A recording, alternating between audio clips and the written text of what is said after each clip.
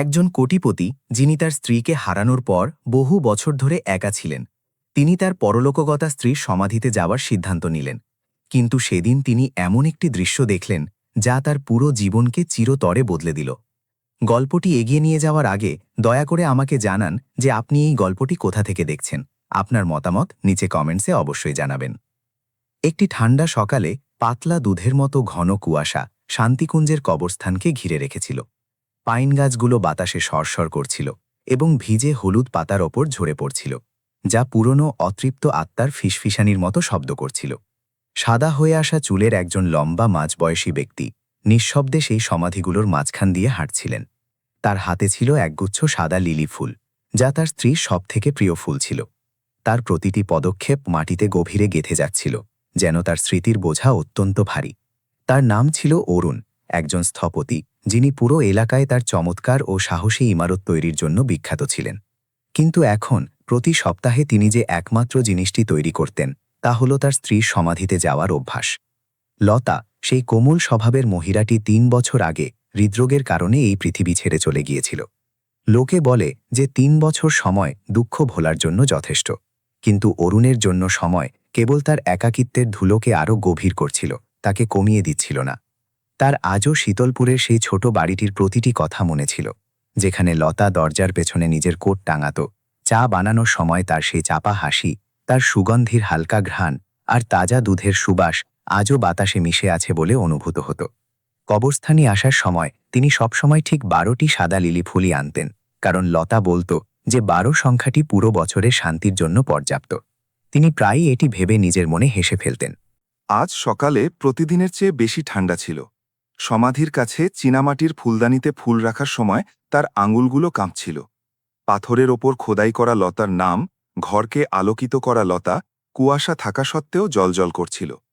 তিনি ধীরে ধীরে ফিসফিস করে বললেন, লতা, যদি কোনোদিন আমি এখানে না আসতে পারি তবে বুঝে নিও যে আমি তোমার কাছে চলে এসেছি। এটি সেই প্রতিশ্রুতি ছিল যা তিনি প্রতিবার এখান থেকে যাওয়ার সময় তাকে করতেন। কিন্তু আজ যেমনই তিনি ফুল রাখার জন্য মাথা নিচু করলেন, তার কিছু অদ্ভুত অনুভূত হল। সামনে কুয়াশার মাঝে একটি ছোট ছায়া নড়াচড়া করছিল। তিনি ভুরু কুঁচকালেন এবং ভাবলেন যে হয়তো কোনো বুনো বিড়াল হবে।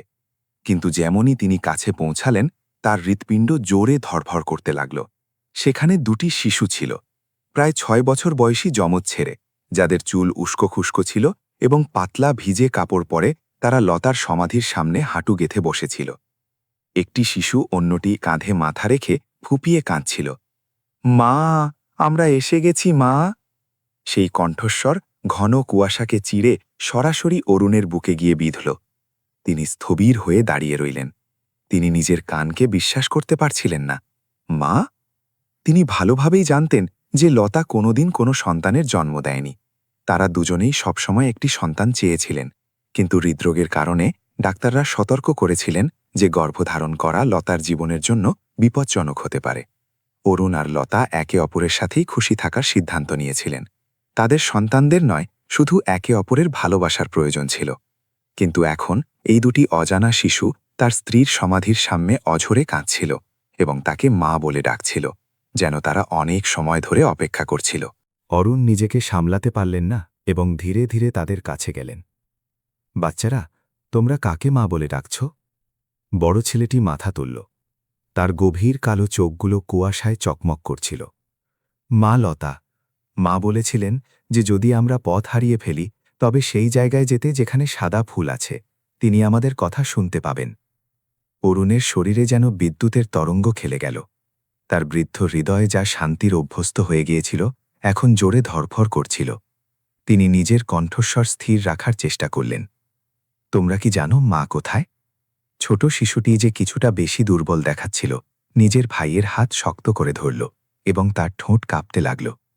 মা এখানে আছেন, তিনি এখানে ঘুমাচ্ছেন, এই মাটির নিচে। এটি বলে ছোট শিশুটি মাটির দিকে ইঙ্গিত করল এবং নিঃশব্দে কাঁদতে লাগল। কবরস্থানের শান্তির মাঝে সেই শিশুর কান্নার শব্দ কুয়াশাকে বিদীর্ণ করছিল। অরুণ 1 পা পিছিয়ে গেলেন। তার চোখে জল ভরে এলো এবং তিনি বুঝতে পারছিলেন না কেন এমন হচ্ছে। ওই শিশুদের কম্পিত কণ্ঠস্বরে তিনি খুব পরিচিত কিছু একটা অনুভব করলেন। লতার কোমলতার একটি ঝলক। সেই একই সুর যা লতার কণ্ঠে থাকত যখন তিনি কাজ থেকে ক্লান্ত হয়ে বাড়ি ফিরতেন। এটা কি সম্ভব হতে পারে?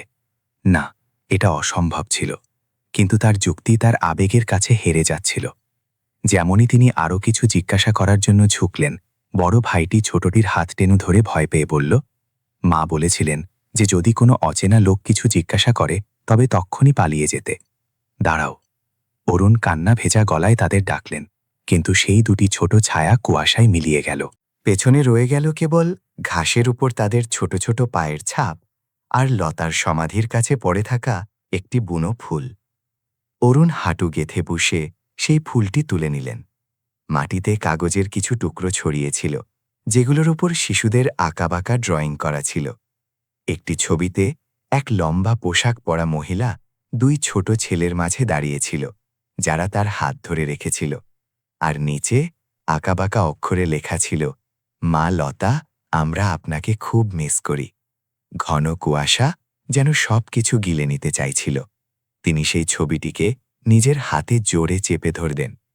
তার মনে হল যেন পায়ের তলার মাটি ঘুরছে। এই দুটি শিশু তার স্ত্রীর নাম কিভাবে জানল? তাদের এই সব কে শিখিয়েছিল? আর সেই মা লতা যাকে তারা ডাকছিল, সে কে ছিল? সে কি সত্যি লতা ছিল? তার মাথায় প্রশ্নের ঝড় বয়ে যাচ্ছিল। তিনি ঠান্ডা সমাধির দিকে তাকালেন। তার হাত কাঁপছিল। লতা, তুমি কি আমার থেকে কিছু লুকিয়েছিলে? তার মুখ থেকে এই শব্দগুলো বেরিয়ে এলো এবং কুয়াশায় মিলিয়ে গেল। সেদিন সকালে লোকেরা অরুণকে সমাধির পাশে অনেকক্ষণ ধরে বসে থাকতে দেখল। তারপর তিনি উঠলেন এবং সেই ছবিটি নিজের পকেটে রেখে সেখান থেকে চলে গেলেন। তিনি জানতেন না যে ওই কাগজের টুকরোটি তার জন্য এমন এক সত্যের দরজা খুলে দেবে যা তার পুরো জীবনকে ইটের বদলে হৃদয় দিয়ে পুনরায় গড়তে বাধ্য করবে। সেদিন বিকেলে হঠাৎ বৃষ্টি শুরু হল এবং শীতলপুরে ফিরে যাওয়ার সময় হাওয়া তার গাড়ির কাঁচে ধাক্কা দিচ্ছিল। অরুণ গাড়ি ধীরে চালাচ্ছিলেন। তার নজর বারবার পাশের সিটে রাখা সেই ভিজে কাগজের ওপর যাচ্ছিল, যেটির ওপর আঁকা ড্রয়িংয়ের কালি শিশুদের চোখের জলের মতো ছড়িয়ে গিয়েছিল। সেটি দেখেই তার মন ভারী হয়ে গেল। লতা ওই শিশুদের জীবনে কিভাবে এলো? তারা তাকে মা লতা বলছিল, আন্টি বা দিদি নয়, বরং মা। ওই শব্দটি তাকে ভেতর থেকে নাড়িয়ে দিয়েছিল। শীতলপুরে তাদের বাড়ি লাল মাটির পাহাড়ের প্রান্তে ছিল, যা কলার গাছ আর ঝোপঝাড়ে ঘেরা ছিল। সেই বাড়ি যেখানে একসময় লতার পিয়ানোর শব্দ অনুরণিত হতো, এখন ধুলোর এক পাতলা আস্তরণে ঢাকা ছিল। দরজা খুলতেই স্যাঁতসেঁতে আর শুকনো ফুলের সুবাস আসত, যা অরুণকে দুঃখী করে দিত। তিনি নিজের কোট চেয়ারে টাঙালেন, মৃদু হলুদ আলো জ্বালালেন এবং সোফায় ধপাস করে বসে পড়লেন। ঘড়ির পেন্ডিউলাম ধীরে ধীরে চলছিল। সেই শান্ত ঘরে টেবিলের ওপর রাখা ওই কাগজটি যেন কথা বলছিল। তিনি সেটিকে আবার খুললেন। মা লতা, আমরা আপনাকে মনে করি। সেই শেষ শব্দগুলো তার হৃদয়ে বিঁধল। গত ৩ বছরে তিনি প্রতিদিন লতাকে মনে করেছিলেন, কিন্তু কোনোদিন ভাবেননি যে অন্য কেউ তাকে এইভাবে মনে করছে। না, নিশ্চয়ই কোনো ব্যাপার ছিল। লতা আর ওই দুই শিশুর মাঝে একটি অদৃশ্য সুতো ছিল, কিন্তু সেটা কি? তিনি উঠে সেই ওক কাঠের আলমারির কাছে গেলেন, যেখানে লতা নিজের ব্যক্তিগত জিনিস রাখত। নিজের ড্রয়ারটি এখনও বন্ধ ছিল। এত বছরে তিনি সেটিকে কোনোদিন খোলেননি, কারণ তিনি স্মৃতিকে স্পর্শ করতে ভয় পেতেন এবং বিশ্বাস করতেন যে কিছু রহস্যকে সমাহিত রাখাই ভালো। কিন্তু আজ তার হৃদয় পাথরের মতো ভারী ছিল। তার মনে বারবার এই প্রশ্নটি প্রতিধ্বনিত হচ্ছিল, লতা, তুমি আমার থেকে কি লুকিয়েছিলে? কিছুক্ষণের খোঁজাখুঁজির পর তিনি টেবিলে দয়ারে একটু ছোট চাবি পেলেন। পুরনো তালা খুলতেই সেটি থেকে ক্যাচ ক্যাচ শব্দ হল। চামেলির হালকা সুবাস ঘরে ছড়িয়ে পড়ল, সেই একই সুগন্ধি যা লতা রাতে ঘুমানোর আগে ব্যবহার করত। ড্রয়ারের ভেতরে একটি ছোট বাদামি কাঠের বাক্স ছিল, যা একটি পুরনো নীল ফিতে দিয়ে বাঁধা ছিল। বাক্সের ঢাকনার ওপর সুন্দর হস্তাক্ষরে লেখা ছিল সেই কথাগুলোর জন্য যা সময়ে বলা যায়নি। ফিতে খোলার সময় তার হাত কাঁপছিল। ভেতরে কাগজের একটি স্তূপ, কিছু পুরনো ছবি আর একটি না পাঠানো চিঠি ছিল। প্রথম কাগজটি ছিল মেঘ আশ্রয় কেন্দ্রকে দেওয়া দানের রসিদ। তাতে গত ২ বছর ধরে নিয়মিতভাবে প্রতি মাসে পাঠানো টাকার রেকর্ড ছিল, যা লতার মৃত্যুর ঠিক আগে পর্যন্ত জারি ছিল। প্রেরকের নামের নিচে লতার স্বাক্ষর ছিল। অরুণ সেই কাগজটি ধরলেন, তার মন ভারী হয়ে গেল। তিনি কোনোদিন লতার কাছে এই কেন্দ্রের কথা শোনেননি। তারপর তার নজর একটি ছবির ওপর পড়ল। ছবিতে লতা সেই দুই যমজ ছেলের মাঝে বসেছিল এবং তার হাসি ভোরের রোদের মতো মিষ্টি ছিল। একজনের চুল কোঁকড়ানো আর অন্যজনের মুখ কিছুটা লম্বা ছিল। দুজনের বয়স প্রায় ৫-৬ বছর মনে হচ্ছিল। ছবির কোণায় নীল কালিতে লেখা ছিল, হরি আর হর্ষ, মায়ের দুই ছোট তারা। অরুণ পিছিয়ে গেলেন। চেয়ারটি ক্যাচ ক্যাচ করে উঠল এবং তার হাত কাঁপতে লাগল।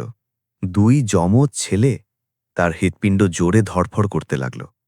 কবরস্থানে দেখা সেই শিশুদের মুখ তার মাথায় পরিষ্কার হয়ে গেল। সেই একই উজ্জ্বল চোখ, একই রকম মুখ।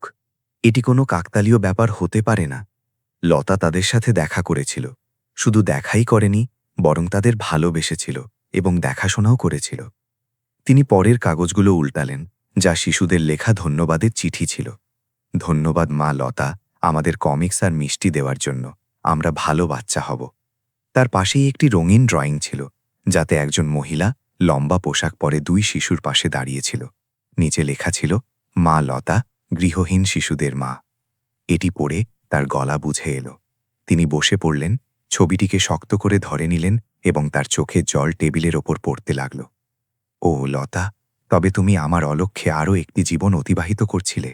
কিন্তু কেন? এটি কি দয়া ছিল, অনুশোচনা ছিল, নাকি এই জন্য যে আমি এমন এক ব্যক্তিতে পরিণত হয়েছিলাম যাকে তুমি ভয় পেতে, এমন একজন যে কেবল লাভ ক্ষতির হিসেব জানত আর হৃদয়ের কথা ভুলে গিয়েছিল? তার লতার শেষ দিনগুলোর কথা মনে পড়ল, যখন সে প্রায়ই জানলা দিয়ে বাইরে ফুটন্ত সাদা লিলি ফুল দেখে অনেকক্ষণ ধরে হাসত। যখন তিনি জিজ্ঞাসা করতেন, সে কেবল এতটুকুই বলতো, আমার মনে হয় কিছু মানুষের আমাকে প্রয়োজন। সেই সময় অরুণ ভেবেছিলেন যে সে তার পুরনো শিক্ষকতা পেশার কথা বলছে। তার ধারণা ছিল না যে সে সত্যি কথা বলছিল। বাইরে বৃষ্টি থেমে গিয়েছিল। ছাদ থেকে জলের ফোঁটা পড়ার শব্দ আসছিল। মৃদু আলোয় ছবিতে লতার মুখটি তাকে এমনভাবে দেখছিল যেন সে তাকে ভালোবাসছে। তিনি ছবির কোণাটিকে ধীরে ধীরে স্পর্শ করলেন। তার কণ্ঠস্বর ধরা পড়ে এলো, তুমি এটা আমার থেকে লুকিয়েছিলে কারণ তোমার ভয় ছিল যে আমি বুঝতে পারবো না, তাই না? টেবিলের উপর লতা আর শিশুদের সেই ছবিটি তখনও জ্বলজ্বল করছিল। তিনি সেটিকে খুঁটিয়ে দেখলেন এবং একটি সিদ্ধান্ত নিলেন। কাঠের বাক্সের নিচে তিনি একটি ঠিকানা পেলেন, মেঘ আশ্রয়, নম্বর 12, হোয়াইট ফ্লাওয়ার লেন। তিনি সেটি ভাঁজ করে নিজের পকেটে রেখে দিলেন। সেই রাতে তিনি ঘুমাতে পারলেন না। পুরো বাড়িতে কেবল জানলা দিয়ে আসা হাওয়া আর ঘড়ির টিকটিক শব্দ শোনা যাচ্ছিল। অন্ধকারে অরুণের চোখ খোলা ছিল। তার বারবার কবরস্থানের সেই দুই শিশু আর কুয়াশায় তাদের মাকে ডাকার আওয়াজ মনে পড়ছিল। তিনি বুঝতে পেরেছিলেন যে যতক্ষণ না তিনি সত্যের হদিস পাচ্ছেন, তার শান্তি মিলবে না। যদি লতা ওই শিশুদের এত ভালোবাসা দিয়ে থাকে, তবে তিনি, যিনি তার স্বামী হওয়ার দাবি করেন, তিনি তাদের থেকে মুখ ফিরিয়ে নিতে পারেন না। সকালে যখন সূর্য গাছের আড়াল থেকে বেরোল, প্রথম কিরণ লতার ছবির ওপর পড়ল এবং ফুলদানির শুকনো ফুলগুলোকে এক মুহূর্তের জন্য উজ্জ্বল করে তুলল। অরুণ উঠলেন, গভীর শ্বাস নিলেন এবং নিজের কোট পরলেন। দরজা দিয়ে বাইরে বেরোনোর আগে তিনি আরও একবার ঘরটিকে দেখলেন। আমার জন্য অপেক্ষা করো লতা, আমি তোমার আর নিজের জন্য উত্তর খুঁজতে যাচ্ছি। দরজা বন্ধ হল এবং সকালের পাখিদের কিচিরমিচিরের মাঝে গাড়ি স্টার্ট হওয়ার শব্দ শোনা গেল। টেবিলের ওপর রাখা সেই ছবিটি বাতাসে হালকা নড়ে উঠল, যেন লতা হাসছে। মেঘ আশ্রয়ের দিকে যাওয়া রাস্তাটি পুরনো ইমারত আর শ্যাওলাধরা দেয়ালের মাঝখান দিয়ে যাচ্ছিল। ওখানকার পরিবেশ সেই আধুনিক শহর থেকে একদম আলাদা ছিল, যেখানে অরুণ থাকতেন। কাঠ পোড়ানোর ধোঁয়া, তাজা রুটির ঘ্রাণ আর পুরনো দেয়ালের স্যাঁতস্যাঁতে ভাব মিলে একটি অদ্ভুত গন্ধ তৈরি করছিল, সাধারণ জীবনের ঘ্রাণ। তিনি নিজের গাড়ি হোয়াইট ফ্লাওয়ার লেনের কাছে থামালেন, যেখানে একটি কাঠের বোর্ড হেলেছিল এবং তাতে অস্পষ্ট অক্ষরে লেখা ছিল, মেঘ আশ্রয়, যেখানে শিশুরা ভালোবাসা পায়। লোহার পুরনো গেট ক্যাচ ক্যাচ করে খুলল এবং তিনি একটি ছোট আঙিনায় পৌঁছালেন, যেখানে লাল ইঁট বিছানো ছিল আর কিছু ম্লান হয়ে যাওয়া গাছ লাগানো ছিল। দেয়ালের ওপর শিশুদের খড়িমাটি দিয়ে আঁকা সূর্য, বাড়ি আর ঘড়ির ছবি ছিল, যেগুলোতে সেই সারল্য ছিল যা বড়রা প্রায়ই হারিয়ে ফেলে। একজন মাঝবয়সী মহিলা, যার চুল খোঁপা করা ছিল, পাশের ঘর থেকে বেরিয়ে এলেন। তিনি অরুণকে দেখলেন। তার চোখে সতর্কতা আর করুণা দুইই ছিল। নমস্কার, আপনি কাকে খুঁজছেন? আমার নাম অরুণ। আমি লতার স্বামী। ওই নাম শুনতেই মহিলা থমকে গেলেন। তিনি অরুণকে খুঁটিয়ে দেখলেন এবং তার চোখ সজল হয়ে গেল। ও ঈশ্বর, অবশেষে আপনি এসে গেলেন। আমি সাবিত্রী, এই কেন্দ্রের ম্যানেজার। লতা ম্যাডাম এই জায়গাটিকে বন্ধ হওয়া থেকে বাঁচিয়েছিলেন। অরুণ অবাক হয়ে গেলেন। বাঁচিয়েছিলেন মানে? সাবিত্রী একটি পুরনো বাঁশের চেয়ারে বসে পড়ল এবং তার কণ্ঠস্বর ধীর হয়ে এলো, যেন কোনো স্বপ্ন শোনাচ্ছে। ৩ বছর আগে এই কেন্দ্রটি প্রায় শেষ হতে বসেছিল। ফান্ডিং বন্ধ হয়ে গিয়েছিল আর কর্মচারীরা কাজ ছেড়ে চলে যাচ্ছিল। এক সকালে তিনি সাদা শার্ট পরে এখানে এলেন। তার মুখে একটি মৃদু হাসি ছিল। তিনি বললেন, আমার কাছে খুব বেশি তো নেই, তবে আমি আপনাদের সাহায্য করতে পারি। সেই দিন থেকে তিনি প্রতি মাসে টাকা পাঠাতেন, বই আর খাবার আনতেন, এমনকি শিশুদের পড়ানোও শুরু করেছিলেন। যখন সে যমজ শিশু হরি আর হর্ষের কথা উল্লেখ করল, তখন তার কণ্ঠস্বর কাঁপতে লাগল। ওই শিশুরা লতা ম্যাডামকে খুব ভালোবাসত। তারা তাকে মা লতা বলে ডাকত। সেই নাম শুনে অরুণের হৃদয় আবার ভরে এলো। সেই শিশুরা এখন কোথায়? সাবিত্রী নজর নিচু করল এবং একটি দীর্ঘশ্বাস ফেলল। লতা ম্যাডামের মৃত্যুর পর এখানে সবকিছু ভেঙে পড়ল। নতুন দাতাদের কাছে অসহায় শিশুদের জন্য ধৈর্য ছিল না। হরি আর হর্ষকে একটি অস্থায়ী আশ্রয় হোমে পাঠিয়ে দেওয়া হলো, কিন্তু ৩ মাস পর তারা সেখান থেকে পালিয়ে গেল। সেই সময়ে আমি তাদের একটি চিঠি পেয়েছিলাম। তাতে লেখা ছিল, মা লতা আমাদের সেখানে শুনতে পাবেন যেখানে সাদা ফুল থাকবে। সাবিত্রীর গলা রুদ্ধ হয়ে এলো। আমরা তাদের সব জায়গায় খুঁজেছি, কিন্তু তারা মেলেনি। আমার ভয় হচ্ছে তাদের সাথে খারাপ কিছু না হয়ে যায়। অরুণ চেয়ারের হাতল শক্ত করে ধরলেন। তার ভেতরে কষ্ট আর করুণার ভাব জেগে উঠছিল। তবে সেদিন কবরস্থানে তাদের দেখা হওয়া কাকতালীয় ছিল না। তাদের আসল বাবা মায়ের ব্যাপারে কি জানা আছে? সাবিত্রী মাথা নাড়ল এবং ধীরে ধীরে বলল, তাদের বাবার নাম মদন। তিনি একজন শ্রমিক ছিলেন। শুনেছি যে কোনো বড় ডিজাইন কোম্পানির সাইটে ঝগড়া করার কারণে তাকে চাকরি থেকে বের করে দেওয়া হয়েছিল, যার পর তার স্ত্রী তাকে ছেড়ে চলে যায় এবং তিনি মদাসক্ত হয়ে পড়েন। এটি শুনে অরুণের শরীরে রক্ত যেন জমে গেল। তার ওই নাম ভালোভাবেই মনে ছিল। মদন সেই শ্রমিক ছিল যাকে অরুণ 10 বছর আগে চাকরি থেকে বের করেছিলেন। সেদিন মদন একজন সহকর্মী শ্রমিককে বাঁচানোর জন্য কারো সাথে ঝগড়া করেছিল। অরুণ, যিনি সেই সময় প্রধান স্থপতি ছিলেন, কোনো কথা না শুনে তাকে তখনই চাকরি থেকে বের করে দিয়েছিলেন।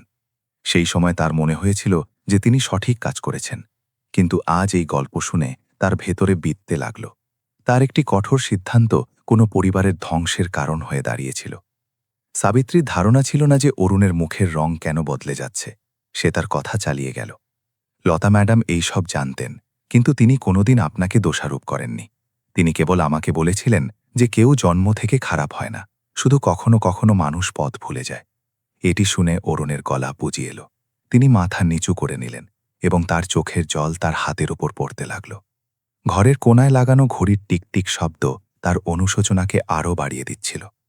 শেষে সাবিত্রী একটি আলমারি খুলল এবং একটি পুরনো প্লাস্টিকের ব্যাগে রাখা কিছু নথিপত্র সামনে রেখে দিল। এগুলো কিছু ছবি আর চিঠি যা লতা ম্যাডাম শিশুদের জন্য রেখে গিয়েছিলেন। আমি এগুলো সামলে রেখেছিলাম যে হয়তো কোনো আপনজন আসবে। অরুণ সেই ফাইলটি খুললেন। পুরনো ছবি ছিল যেগুলোতে লতা শিশুদের গল্প শোনাচ্ছিল।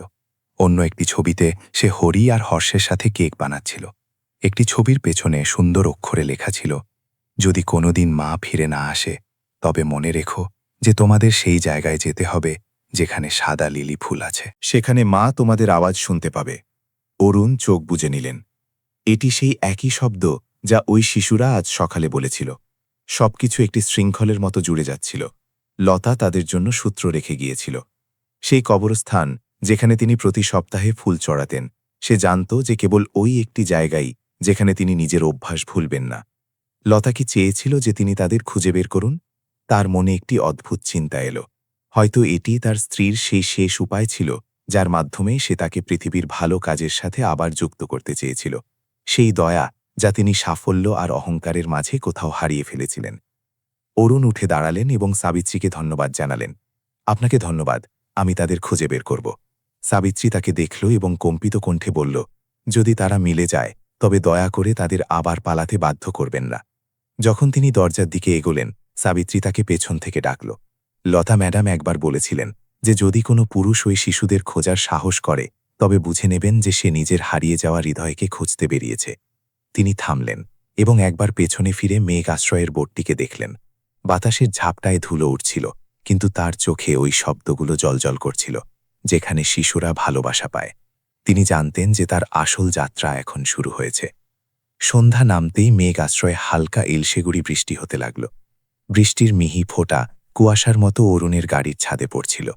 নদীর ধারের সেই ছোট রাস্তাটি এবড়োখেবড়ো আর গর্তে ভরা ছিল। রাস্তার দুপাশে পুরনো টিন আর পচা কাঠ দিয়ে তৈরি অস্থায়ী ঘর ছিল। অরুণের হাতে সাবিত্রীর দেওয়া সেই শেষ ঠিকানাটি ছিল, যেখানে হরি আর হর্ষের নিখোঁজ হওয়ার আগে তাদের থাকার খবর মিলেছিল। নদী তীরের সরাইখানা, নম্বর ৮, হরিগলি। নদীর জলের সোঁদা গন্ধ আর ঠান্ডা হাওয়া তাকে ভেতর পর্যন্ত কাঁপিয়ে দিল। রাস্তার ওপাশে সরাইখানার বোর্ডটি বাতাসে দুলছিল, যার ওপরের রং চটে গিয়েছিল। অরুণ গাড়ি থামালেন এবং বারান্দায় পা রাখলেন। সেখানে একজন বৃদ্ধ মালি পশমের টুপি পরে জ্বলন্ত কয়লার উনুনে সাত সেঁকছিল এবং আচ্ছন্ন চোখে আগত অতিথিকে দেখছিল। কাকে খুঁজছেন ভাই? বৃদ্ধ জিজ্ঞাসা করল। আমি প্রায় ৬ বছরের ২ যমজ ছেলেকে খুঁজছি। এখানে তাদের হরি আর হর্ষ বলা হয়। বৃদ্ধ ভুরু কুঁচকাল এবং তারপর মাথা নাড়ল। হ্যাঁ, মনে পড়েছে। ওই দুটি শিশু এখানে এসেছিল প্রায় আধ মাস আগে। বৃষ্টির হাত থেকে বাঁচতে আমি তাদের বারান্দার নিচে থাকার জায়গা দিয়েছিলাম, কিন্তু পরদিন সকালে তারা চলে গেল। তারা কিছু নিয়ে যায়নি, শুধু দেয়ালে একটি কাগজ রেখে গিয়েছিল। এটি বলে বৃদ্ধ লোকটি অরুণকে ভেতরে নিয়ে গেল। ঘরটি স্যাঁতসেঁতে ছিল এবং ছাদ কয়েক জায়গায় ভাঙা ছিল। কাঠের পুরনো দেয়ালে টেপ দিয়ে একটি ছোট কাগজ আটকানো ছিল। বৃষ্টির কারণে সেই কাগজটি ভিজে কিছুটা অস্পষ্ট হয়ে গিয়েছিল, কিন্তু পেন্সিলের দাগগুলো এখনও পরিষ্কার ছিল। ছবিতে দুটি ছোট ছেলে সাদা লিলি গাছের নিচে দাঁড়িয়েছিল এবং তাদের মাঝে এক লম্বা চুলের মহিলা ছিল, যার মুখে কোমল হাসি ছিল। ছবির নিচে আঁকাবাঁকা অক্ষরে লেখা ছিল, মা, আমরা এখনও এখানেই আছি। অরুণ থমকে গেলেন। তার হাত এত কাঁপছিল যে তিনি সেই ছবিটিকে স্পর্শ করার সাহস করতে পারলেন না। তার হৃদয় সেইভাবেই জোরে ধড়ফড় করছিল, যেমন সেদিন করেছিল যখন লতা তাকে চিরতরে ছেড়ে চলে গিয়েছিল। আশপাশের দৃশ্য হঠাৎ আবছা হয়ে গেল এবং তার মনে হল যেন সেই ছবিটি জীবন্ত হয়ে উঠেছে এবং তাকে ডাকছে। তারা কি বলেছিল যে তারা কোথায় যাচ্ছে? অরুণ নিজের কণ্ঠস্বর স্থির রাখার চেষ্টা করে জিজ্ঞাসা করলেন। আমি বড় ছেলেটিকে সাদা লিলিওয়ালা বাড়ির ব্যাপারে কিছু বলতে শুনেছিলাম। আমার মনে হয়েছিল সে কোনো মজা করছে। এটি শুনে অরুণ স্তব্ধ হয়ে গেলেন। সাদা লিলিওয়ালা বাড়ি শীতলপুরে তার আর লতার সেই ছোট ভিলার ডাকনাম ছিল, যেখানে পেছনের দিকে সাদা লিলি ফুলের কেয়ারি ছিল। সমস্ত সূত্র ফিরে সেই শুরুর বিন্দুর দিকেই যাচ্ছিল। লতা অত্যন্ত চতুরতার সাথে এই চিহ্নগুলো রেখে গিয়েছিল, যেন সে চাইছিল যে অরুণ তাদের খোঁজার রাস্তা নিজে খুঁজে বের করুন। কিন্তু কেন? প্রায়শ্চিত্ত করার জন্য, নাকি তাকে আবার ভালোবাসতে শেখানোর জন্য? সরাইখানা থেকে বেরোনোর আগে বৃদ্ধ মালিক অরুণের হাতে একটি ছোট জিনিস ধরিয়ে দিল। আমি এটা পেয়েছিলাম, তারা এটি ভুলে ফেলে গিয়েছিল। হয়তো এটি তাদের শিক্ষিকার হবে। সেটি একটি পুরনো রুমাল ছিল, যার কিনারে নীল সুতো দিয়ে লতা নাম খোদাই করা ছিল। অরুণের পুরো শরীর কেঁপে উঠল। তার এমন অনুভূত হল যেন লতা এইমাত্র তার কাঁধে নিজের হাত রাখল। তিনি ধীরে ধীরে ফিসফিস করে বললেন, লতা, তুমি কি ওদের সাথেই চলতে? সরাইখানা থেকে বেরোতেই সন্ধ্যার অন্ধকার ঘনিয়ে এসেছিল। ঘোলাটে নদীর জলের ওপর হলুদ আলোর ছায়া পড়ছিল। অরুণ বহমান নদীটিকে দেখলেন। তার অনুভূত হল যে তার মনের ভেতরেও এই ধরনের জোয়ার উঠছে। গত ৩ বছর ধরে তিনি একটি খালি খোলসের মতো বেঁচেছিলেন, যিনি কেবল পুরনো স্মৃতির ওপর ভর করে সমাধিতে যেতেন। কিন্তু মাত্র ২ দিনে তিনি উপলব্ধি করলেন যে তার স্ত্রী তার চেয়ে অনেক বড় আর ব্যাপক জীবনযাপন করেছিল। একটি এমন জীবন যা শান্ত ছিল কিন্তু আলোয় ভরা ছিল। তিনি সাবিত্রীকে ফোন করলেন এবং রুদ্ধ কণ্ঠে কথা বললেন। সাবিত্রীজি, আমি ওই ছবিটি পেয়েছি, কিন্তু বাচ্চারা এখন সেখানে নেই। আপনার কি মনে হয় তারা অন্য কোথাও যেতে পারে? ও পাশ থেকে কিছু মুহূর্ত নীরবতা রইল এবং তারপর উত্তর এলো, একজন মহিলা ছিলেন যিনি লতা ম্যাডামকে শিশুদের আনতে সাহায্য করেছিলেন। তার নাম মায়া। সে পুরনো বাসস্ট্যান্ডের কাছে সুর বেকারিতে কাজ করে। আপনি সেখানে গিয়ে দেখুন। অরুণ নিজের গাড়ি পুরনো বাসস্ট্যান্ডের দিকে ঘুরিয়ে দিলেন, যা একসময় মেঘ আশ্রয় শহরের প্রধান কেন্দ্র ছিল। রাত হয়ে গিয়েছিল এবং কেবল কয়েকটি দোকানই খোলা ছিল। সুর বেকারি কোনায় একটি ঘিঞ্জি জায়গায় অবস্থিত ছিল, যার হলুদ বোর্ডটি পুরনো হয়ে গিয়েছিল, কিন্তু ভেতরের আলো এখনও উষ্ণ আর মনোরম ছিল। তাজা সেকা রুটির সাথে মাখন আর দুধের হালকা সুবাস বাতাসে ভাসছিল। প্রায় ৩০ বছরের এক যুবতী, যার চুল উঁচু করে বাঁধা ছিল, টেবিল পরিষ্কার করছিল। অরুণের জিজ্ঞাসায় সে কাপড়টি টেবিলের উপর রাখল এবং লতার নাম শুনতেই তার চোখ উজ্জ্বল হয়ে উঠল। আরে, আপনি কি লতাজিকে চেনেন? তিনি প্রায় কেন্দ্রের শিশুদের জন্য এখান থেকে কেক আর বিস্কুট কিনতে আসতেন। আমরা দুজনে খুব ঘনিষ্ঠ ছিলাম। যখন তার মৃত্যু হল, তখন আমি পুরো সপ্তাহ ধরে কেঁদেছিলাম। মায়া ধীর কণ্ঠে বলতে শুরু করল। ওই ২ যমজ ছেলেও কখনো কখনো তার সাথে এখানে আসত এবং সবসময় কিচিরমিচির করে তাকে মা লতা বলে ডাকত। লতাজির চলে যাওয়ার পর তারা ২ বার আমার সাথে দেখা করতে এসেছিল। তারা বলেছিল যে মা বলেছেন আমাদের সেই বাড়িতে যেতে হবে যেখানে সাদা লিলি ফুল আছে, সেখানে কেউ আমাদের কথা শুনবে। আমি তাদের না যাওয়ার পরামর্শ দিয়েছিলাম, কিন্তু ওই শিশুরা বলল যে মা তাদের স্বপ্নে ডাকছেন, আর তারপর তারা পালিয়ে গেল। অরুণ চুপচাপ বসে রইলেন। তার ২ হাত একে অপরের সাথে জড়ানো ছিল। মায়ার শব্দগুলো তার হৃদয়ের সূচের মতো বিঁধছিল। মা স্বপ্নে ডাকছেন। এটা কি সম্ভব ছিল যে লতা সবকিছু আগে থেকেই জানত? লতা কি শিশুদের জন্য একটি প্রতিশ্রুতি রেখে গিয়েছিল, যাতে তারা ফিরে এসে তাকে খুঁজে পেতে পারে? মায়ার হঠাৎ কিছু মনে পড়ল এবং সে ভেতরে গিয়ে একটি পুরনো খাম নিয়ে ফিরে এলো। লতাজি এটি আমার কাছে রেখে গিয়েছিলেন এবং বলেছিলেন যে যদি অরুণ নামের কোনো ব্যক্তি আমাকে খুঁজতে আসে, তবে তাকে এটি সঁপে দিতে। আমি এটিকে ৩ বছর ধরে সামলে রেখেছি। খামের ভেতরে হাতে লেখা একটি চিঠি ছিল, যাতে সেই পরিচিত কোমল হস্তাক্ষর ছিল। আমার প্রিয় অরুণ, যদি কোনোদিন তুমি এই ২ শিশুকে পাও, তবে দয়া করে এটা জিজ্ঞাসা করো না যে আমি কেন এইসব তোমার থেকে লুকিয়েছিলাম। এই শিশুরা আমাকে তা শিখিয়েছে যা আমরা ভুলে গিয়েছিলাম। ভালোবাসার জন্য রক্তের সম্পর্কের প্রয়োজন হয় না। যদি তুমি আজও আমাকে ভালোবাসো, তবে তাদের ফিরিয়ে নিয়ে যেও সেই জায়গায় যেখানে সাদা লিলি ফুল আছে। আমি সেখানেই তোমার অপেক্ষা করব। অরুণ চিঠিটি পড়লেন এবং তিনি নিজের চোখের জল আটকাতে পারলেন না। তার হাতে কাগজটি বুড়িভাবে কাঁপছিল। এখন সমস্ত টুকরোগুলো একে অপরের সাথে জুড়ে গিয়েছিল। লতা কেবল দান করেনি, সে ওই শিশুদের সত্যিই নিজের ছেলেদের মতো ভালোবেসেছিল এবং সে জানত যে একদিন তারা সেই মানুষটিকে খুঁজে নেবে, যার মধ্যে তার এখনও মানবিকতার আশা ছিল। তিনি উঠলেন এবং মায়াকে ধন্যবাদ জানিয়ে বাইরে বেরিয়ে এলেন। মেঘ আশ্রয়ের পথ ঝাপসা ছিল, কিন্তু তার মন এখন পরিষ্কার ছিল। স্ট্রিট লাইটের আলোয় তার জ্যাকেটের ওপর শিশিরের স্তর জমে গিয়েছিল এবং তার হাতে লতার রুমাল থেকে এখনও চামেলির ঘ্রাণ আসছিল। গাড়িতে বসেই তিনি কাচে লাগানো পুরনো মানচিত্রটিকে দেখলেন এবং তার আঙুল শীতলপুরের দিকে ঘুরে গেল। তিনি জানতেন যে ওই ২ শিশু সেখানেই ফিরে যাওয়ার পথ খুঁজছে, সাদা লিলিওয়ালা সেই বাড়িতে। আর কাল সকালে তিনিও সেখানেই ফিরে যাবেন, কেবল সমাধিতে যাওয়ার জন্য নয়, বরং সেই ২ ক্ষুদে আত্মার স্বাগত জানানোর জন্য, যারা নিজের পরিবারকে খুঁজছে। পরদিন সকালে শীতলপুরকে রেশমি কুয়াশা ঘিরে রেখেছিল। অরুণের বাড়ির দিকে যাওয়া ছোট রাস্তাটি নুড়ি পাথরওয়ালা আর শিশিরে ভেজা ছিল। রাস্তার দুপাশে লিলি ফুলের সারিগুলো ফ্যাকাশে হয়ে গিয়েছিল, কিন্তু এখনও হালকা সুবাস ছড়াচ্ছিল। ওখান দিয়ে যাওয়ার সময় তার হৃদয়ে একটি বিধুন অনুভূত হল। এই বাড়ি একসময় তাদের নীড় ছিল, সেই জায়গা যেখানে লতার হাসি প্রতিধ্বনিত হতো। সন্ধ্যায় হওয়া পিয়ানোর আওয়াজ আর চামেলি চায়ের ঘ্রাণ এখন এক না বলা স্বপ্নের মতো শান্ত হয়ে গিয়েছিল। আজ তিনি এখানে কেবল মনে করতে আসেননি, তিনি খুঁজতে এসেছেন। তার পকেটে এখনও লতার সেই চিঠিটি ছিল। কাগজ কুঁচকে গিয়েছিল, কিন্তু শব্দগুলো এখনও পরিষ্কার ছিল। যদি তুমি আজও আমাকে ভালোবাসো, তবে তাদের সেই জায়গায় নিয়ে যেও যেখানে সাদা লিলি ফুল আছে। আমি সেখানেই অপেক্ষা করব। ওই শব্দগুলো তার হৃদয়ের অন্ধকারে একটি প্রদীপের মতো জ্বলছিল। তখন ভোরের সময় ছিল। গাছপালার ভেতর দিয়ে বয়ে চলা হাওয়া এমন শব্দ করছিল যেন কেউ ফিসফিস করছে। যেমনই তিনি গেটের কাছে পৌঁছালেন, তিনি কিছু হালকা নড়াচড়া শুনতে পেলেন, দৌড়নোর পায়ের শব্দ, আর তারপর পেছনের দিক থেকে আসা শিশুদের ফিসফিসানি। তিনি থামলেন, তার হৃদয় জোরে ধড়ফড় করছিল। কোণার কাছে পৌঁছে তিনি দেখলেন যে যমজ ২ ভাই লিলির একটি কেয়ারির পাশে বসেছিল এবং একটি পাতলা পুরনো চাদরে জড়িয়েছিল। দুজনেই রোগা পাতলা, ছেঁড়া জামাকাপড়, খালি পা, আর তাদের হাতে শুকনো রুটির একটি টুকরো ছিল। একটি শিশু নিজের ভাইকে অর্ধেক টুকরো দেওয়ার চেষ্টা করছিল এবং তার কণ্ঠস্বর তামছিল। হর্ষ, তুমি খেয়ে নাও। হরি, আমার খিদে নেই। কিন্তু মা বলেছিলেন যে আমাদের সবসময় সমান ভাগ করা উচিত, মিথ্যে বলা উচিত নয়। ঠিক আছে, আমরা ভাগ করে নিচ্ছি। অরুণের গলা বুঝে এলো। ওই দৃশ্য তাকে আর এগিয়ে যেতে বাধা দিচ্ছিল। তাদের মুখ থেকে বেরোনো শব্দ মা বলেছিলেন অত্যন্ত বেদনাদায়ক আর পরিচিত ছিল।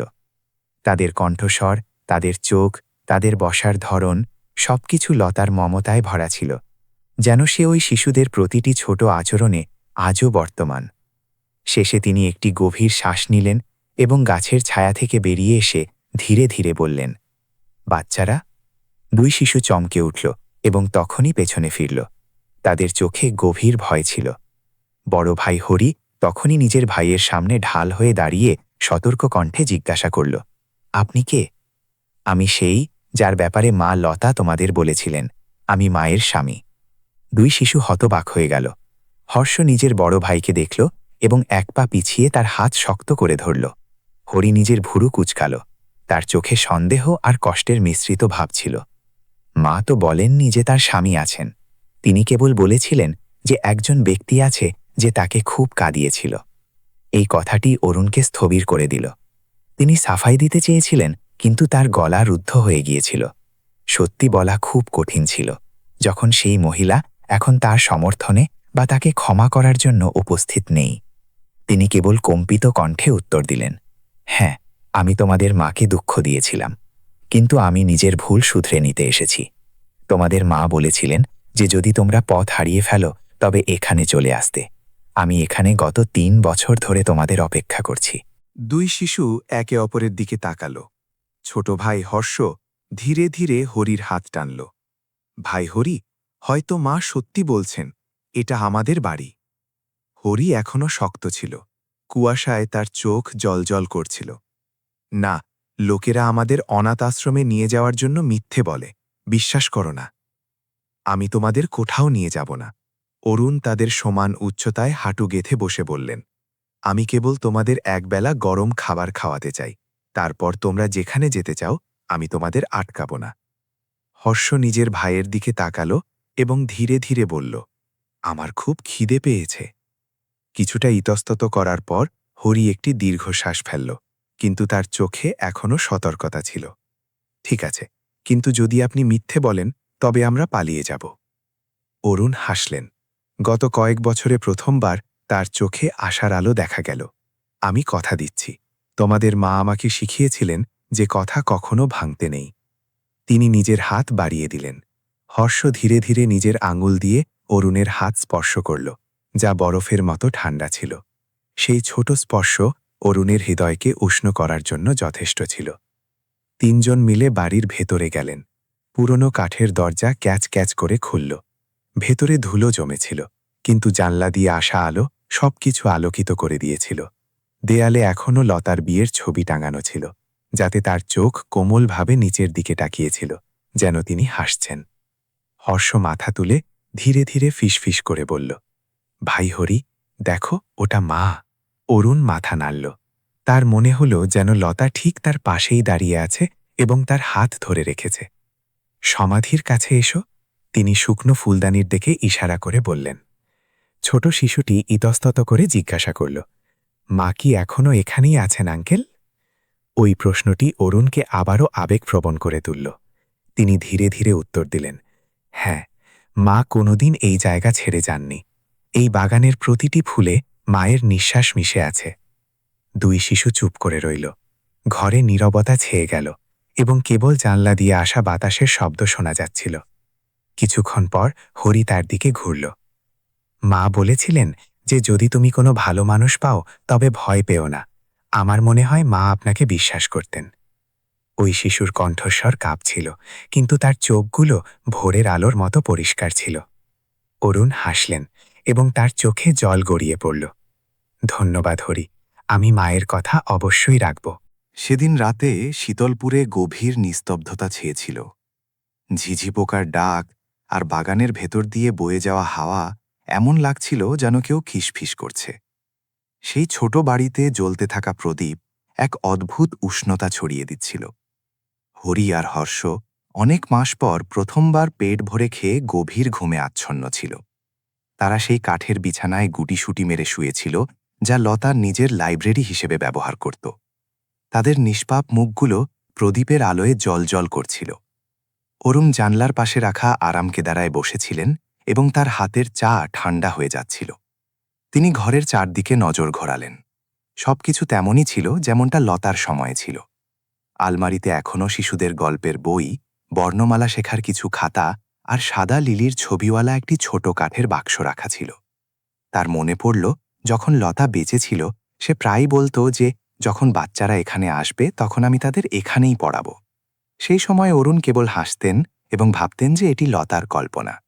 তার ধারণা ছিল না যে সেই স্বপ্নই আজ তার সামনে সত্যি হয়ে দাঁড়িয়েছে। বাইরে সূর্য ডুবছিল এবং লাল আভা সেই সাদা ফুলগুলোর ওপর ছড়িয়ে পড়ছিল। গত কয়েক বছরে প্রথমবার ওই বাড়ি কেবল স্মৃতির ঠিকানা হয়ে রইল না, বরং নতুন কিছু শুরু হওয়ার জায়গায় পরিণত হল।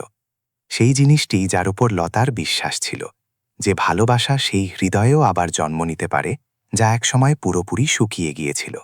সেদিন রাতে শীতলপুরে গভীর নিস্তব্ধতা ছেয়েছিল। ঝিঝি পোকার ডাক আর বাগানের ভেতর দিয়ে বয়ে যাওয়া হাওয়া এমন লাগছিল যেন কেউ ফিসফিস করছে। সেই ছোট বাড়িতে জ্বলতে থাকা প্রদীপ এক অদ্ভুত উষ্ণতা ছড়িয়ে দিচ্ছিল। হরি আর হর্ষ অনেক মাস পর প্রথমবার পেট ভরে খেয়ে গভীর ঘুমে আচ্ছন্ন ছিল। তারা সেই কাঠের বিছানায় গুটিসুটি মেরে শুয়েছিল, যা লতা নিজের লাইব্রেরি হিসেবে ব্যবহার করত। তাদের নিষ্পাপ মুখগুলো প্রদীপের আলোয় জ্বলজ্বল করছিল। অরুণ জানলার পাশে রাখা আরামকেদারায় বসেছিলেন এবং তার হাতের চা ঠান্ডা হয়ে যাচ্ছিল। তিনি ঘরের চারদিকে নজর ঘোরালেন।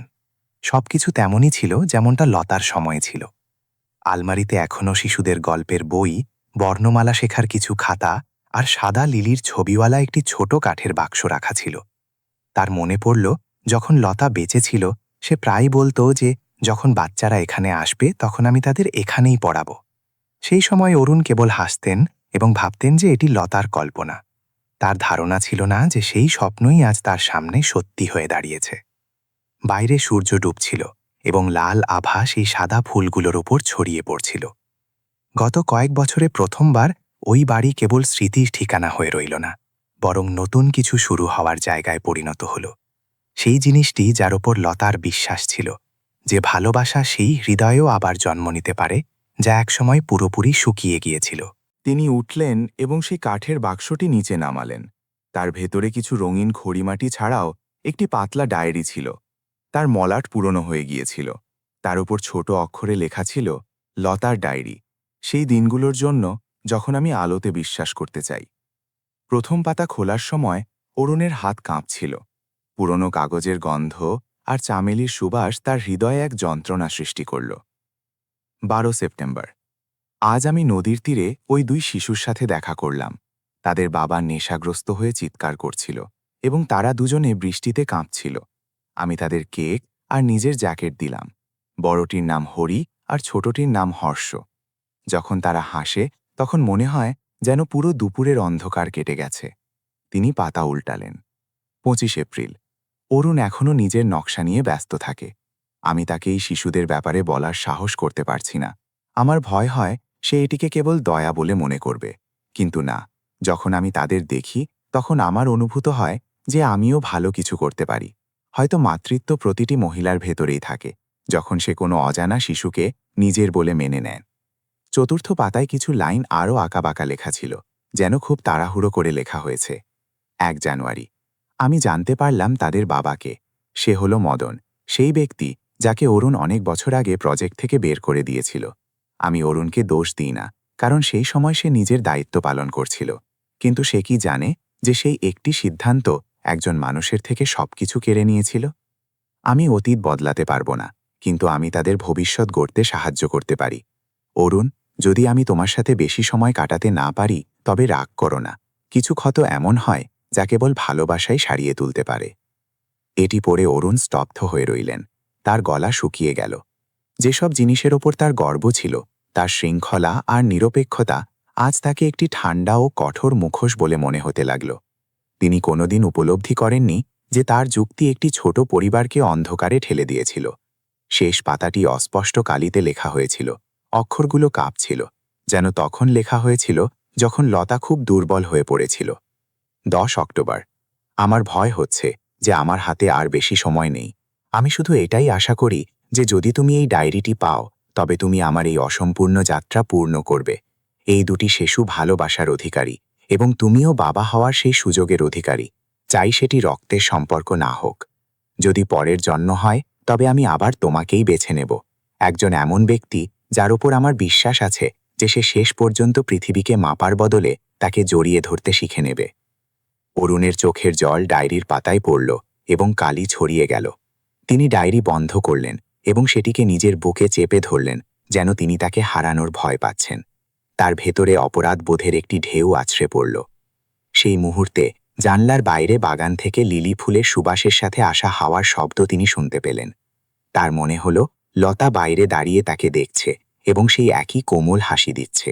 দরজায় হালকা টোকা পড়ল এবং তিনি তাড়াতাড়ি নিজের চোখের জল মুছে নিলেন। হরি দরজায় দাঁড়িয়েছিল। তার চোখে তখনও ঘুম ছিল এবং সে চাদর ধরে রেখেছিল। আঙ্কেল, আপনি এখনও ঘুমাননি? না, আমি জাস্ট বই পড়ছিলাম। তুমি কি ঘুমাতে পারছো না? হরি মাথা নাড়ল এবং তার পাশে এসে বসল। আমি মাকে স্বপ্নে দেখলাম। মা বললেন, ওই লোকটিকে ভয় পেও না যে কাঁদছে, কারণ সে নিজের হারিয়ে যাওয়া হৃদয় খুঁজে পেয়েছে। অরুণের পুরো শরীর শিউরে উঠল। ওই শব্দগুলো সরাসরি তার হৃদয়ে বিঁধল। তিনি সেই শিশুর কাঁধে হাত রাখলেন এবং ধরা গলায় বললেন, তোমার মা সত্যিই এমন সব কথা জানতেন যা মানুষকে জাগিয়ে দেয়। তারা দুজনে সেখানে চুপচাপ বসে রইলেন। বাইরে বাতাসে সাদা ফুলগুলো দুলছিল এবং তাদের ছায়া মেঝেতে লম্বা হচ্ছিল। কিছুক্ষণ পর হরি ধীরে ধীরে বলল, আঙ্কেল, আজ কেউ একজন একটি চিঠি দিয়েছিল। যখন আপনি বাগানে ছিলেন তখন একজন পিয়ন এসেছিল। আমি সেটি নিয়ে নিয়েছিলাম। সে তাকে একটি পুরনো হলুদ খাম ধরিয়ে দিল, যার উপর প্রেরকের নাম ছিল না। শুধু লেখা ছিল, অরুণের জন্য, যে মদনের বাচ্চাদের পালন করছে। তার হাত থমকে গেল। তার অশুভ কিছু ঘটার আশঙ্কা হল। তিনি চিঠিটি খুললেন। তাতে হাতে লেখা কিছু লাইন ছিল, কালি ছড়িয়ে গিয়েছিল। আমি জানি যে 2 শিশু তোমার বাড়িতে আছে। আমার বিষয়ে মাথা ঘামিও না। আমি নিজের বাচ্চাদের নিতে আসছি, মদন। ওই শব্দগুলো ছোট ছিল, কিন্তু একটি ধারালো ছুরির মতো ঠান্ডা আর তীক্ষ্ণ ছিল। অরুণ নিঃসার হয়ে বসে পড়লেন। তার মাথায় 10 বছর আগের সেই শ্রমিকের মুখটি ঘুরতে লাগল, রাগী মুখ আর কঠোর দৃষ্টি। যদি সে সত্যিই মদন হয় তবে তার মানে সে এখনও বেঁচে আছে এবং সে জানত যে বাচ্চারা এখানে আছে। কিন্তু সে এখন কেমন মানুষ হয়ে উঠেছে? সে কি এমন একজন যে পুরোপুরি বিশ্বাস হারিয়ে ফেলেছে, নাকি তার ভেতরে এখনও সেই মানবিকতা বেঁচে আছে যা লতা দেখেছিল? হরি খামটির দিকে তাকালো এবং ধীর গলায় জিজ্ঞাসা করল, ইনি কে আঙ্কেল? কেউ না বেটা, শুধু একজন পুরনো পরিচিত। তুমি গিয়ে ঘুমাও, কাল সূর্য উঠবে। কিন্তু সেই শিশুটি চলে যাওয়ার পরও অরুণ অনেকক্ষণ সেখানেই বসে রইলেন। বাইরে হাওয়া চালের খড়খড়ির ভেতর দিয়ে সরসর করছিল এবং মাটির সোদা গন্ধ নিয়ে আসছিল। তিনি জানতেন যে আসল ঝড় আসতে চলেছে এবং সেটি আবহাওয়ার নয়, বরং জীবনের ঝড় হবে। তিনি লতার ডায়েরিটি নিজের হাতে শক্ত করে ধরলেন এবং ধীরে ধীরে ফিসফিস করলেন, লতা, যদি তুমি দেখছ তবে আমাকে লড়াই করার শক্তি দিও। এইবার আমি পালাবো না। প্রদীপের শিখা একবার কেঁপে উঠল এবং তারপর উজ্জ্বল হয়ে জ্বলতে লাগল, যাতে তার ক্লান্ত মুখটি আরও পরিষ্কার দেখা যাচ্ছিল। মুখটি বৃদ্ধ ছিল, কিন্তু তার চোখে অনেক বছর পর একটি সত্যিকারের তেজ দেখা যাচ্ছিল। পরদিন সকালে শীতলপুর প্রতিদিনের চেয়েও ঘন কুয়াশায় ঢাকা ছিল। সূর্যের আলো সেই সাদা চাদর ভেদ করতে ব্যর্থ মনে হচ্ছিল। অরুণ সকালে তাড়াতাড়ি উঠে বারান্দায় চলে এলেন। লিলি ফুলের ঘ্রাণ আসছিল, কিন্তু তার মন শান্ত ছিল না। মদনের সেই হুমকিমূলক চিঠিটি এখনও তার জ্যাকেটের পকেটে একটি বরফের টুকরোর মতো রাখা ছিল। তিনি 3 কাপ চা বানালেন, একটি নিজের জন্য আর 2টি সেই শিশুদের জন্য যারা তখনও ঘুমাচ্ছিল।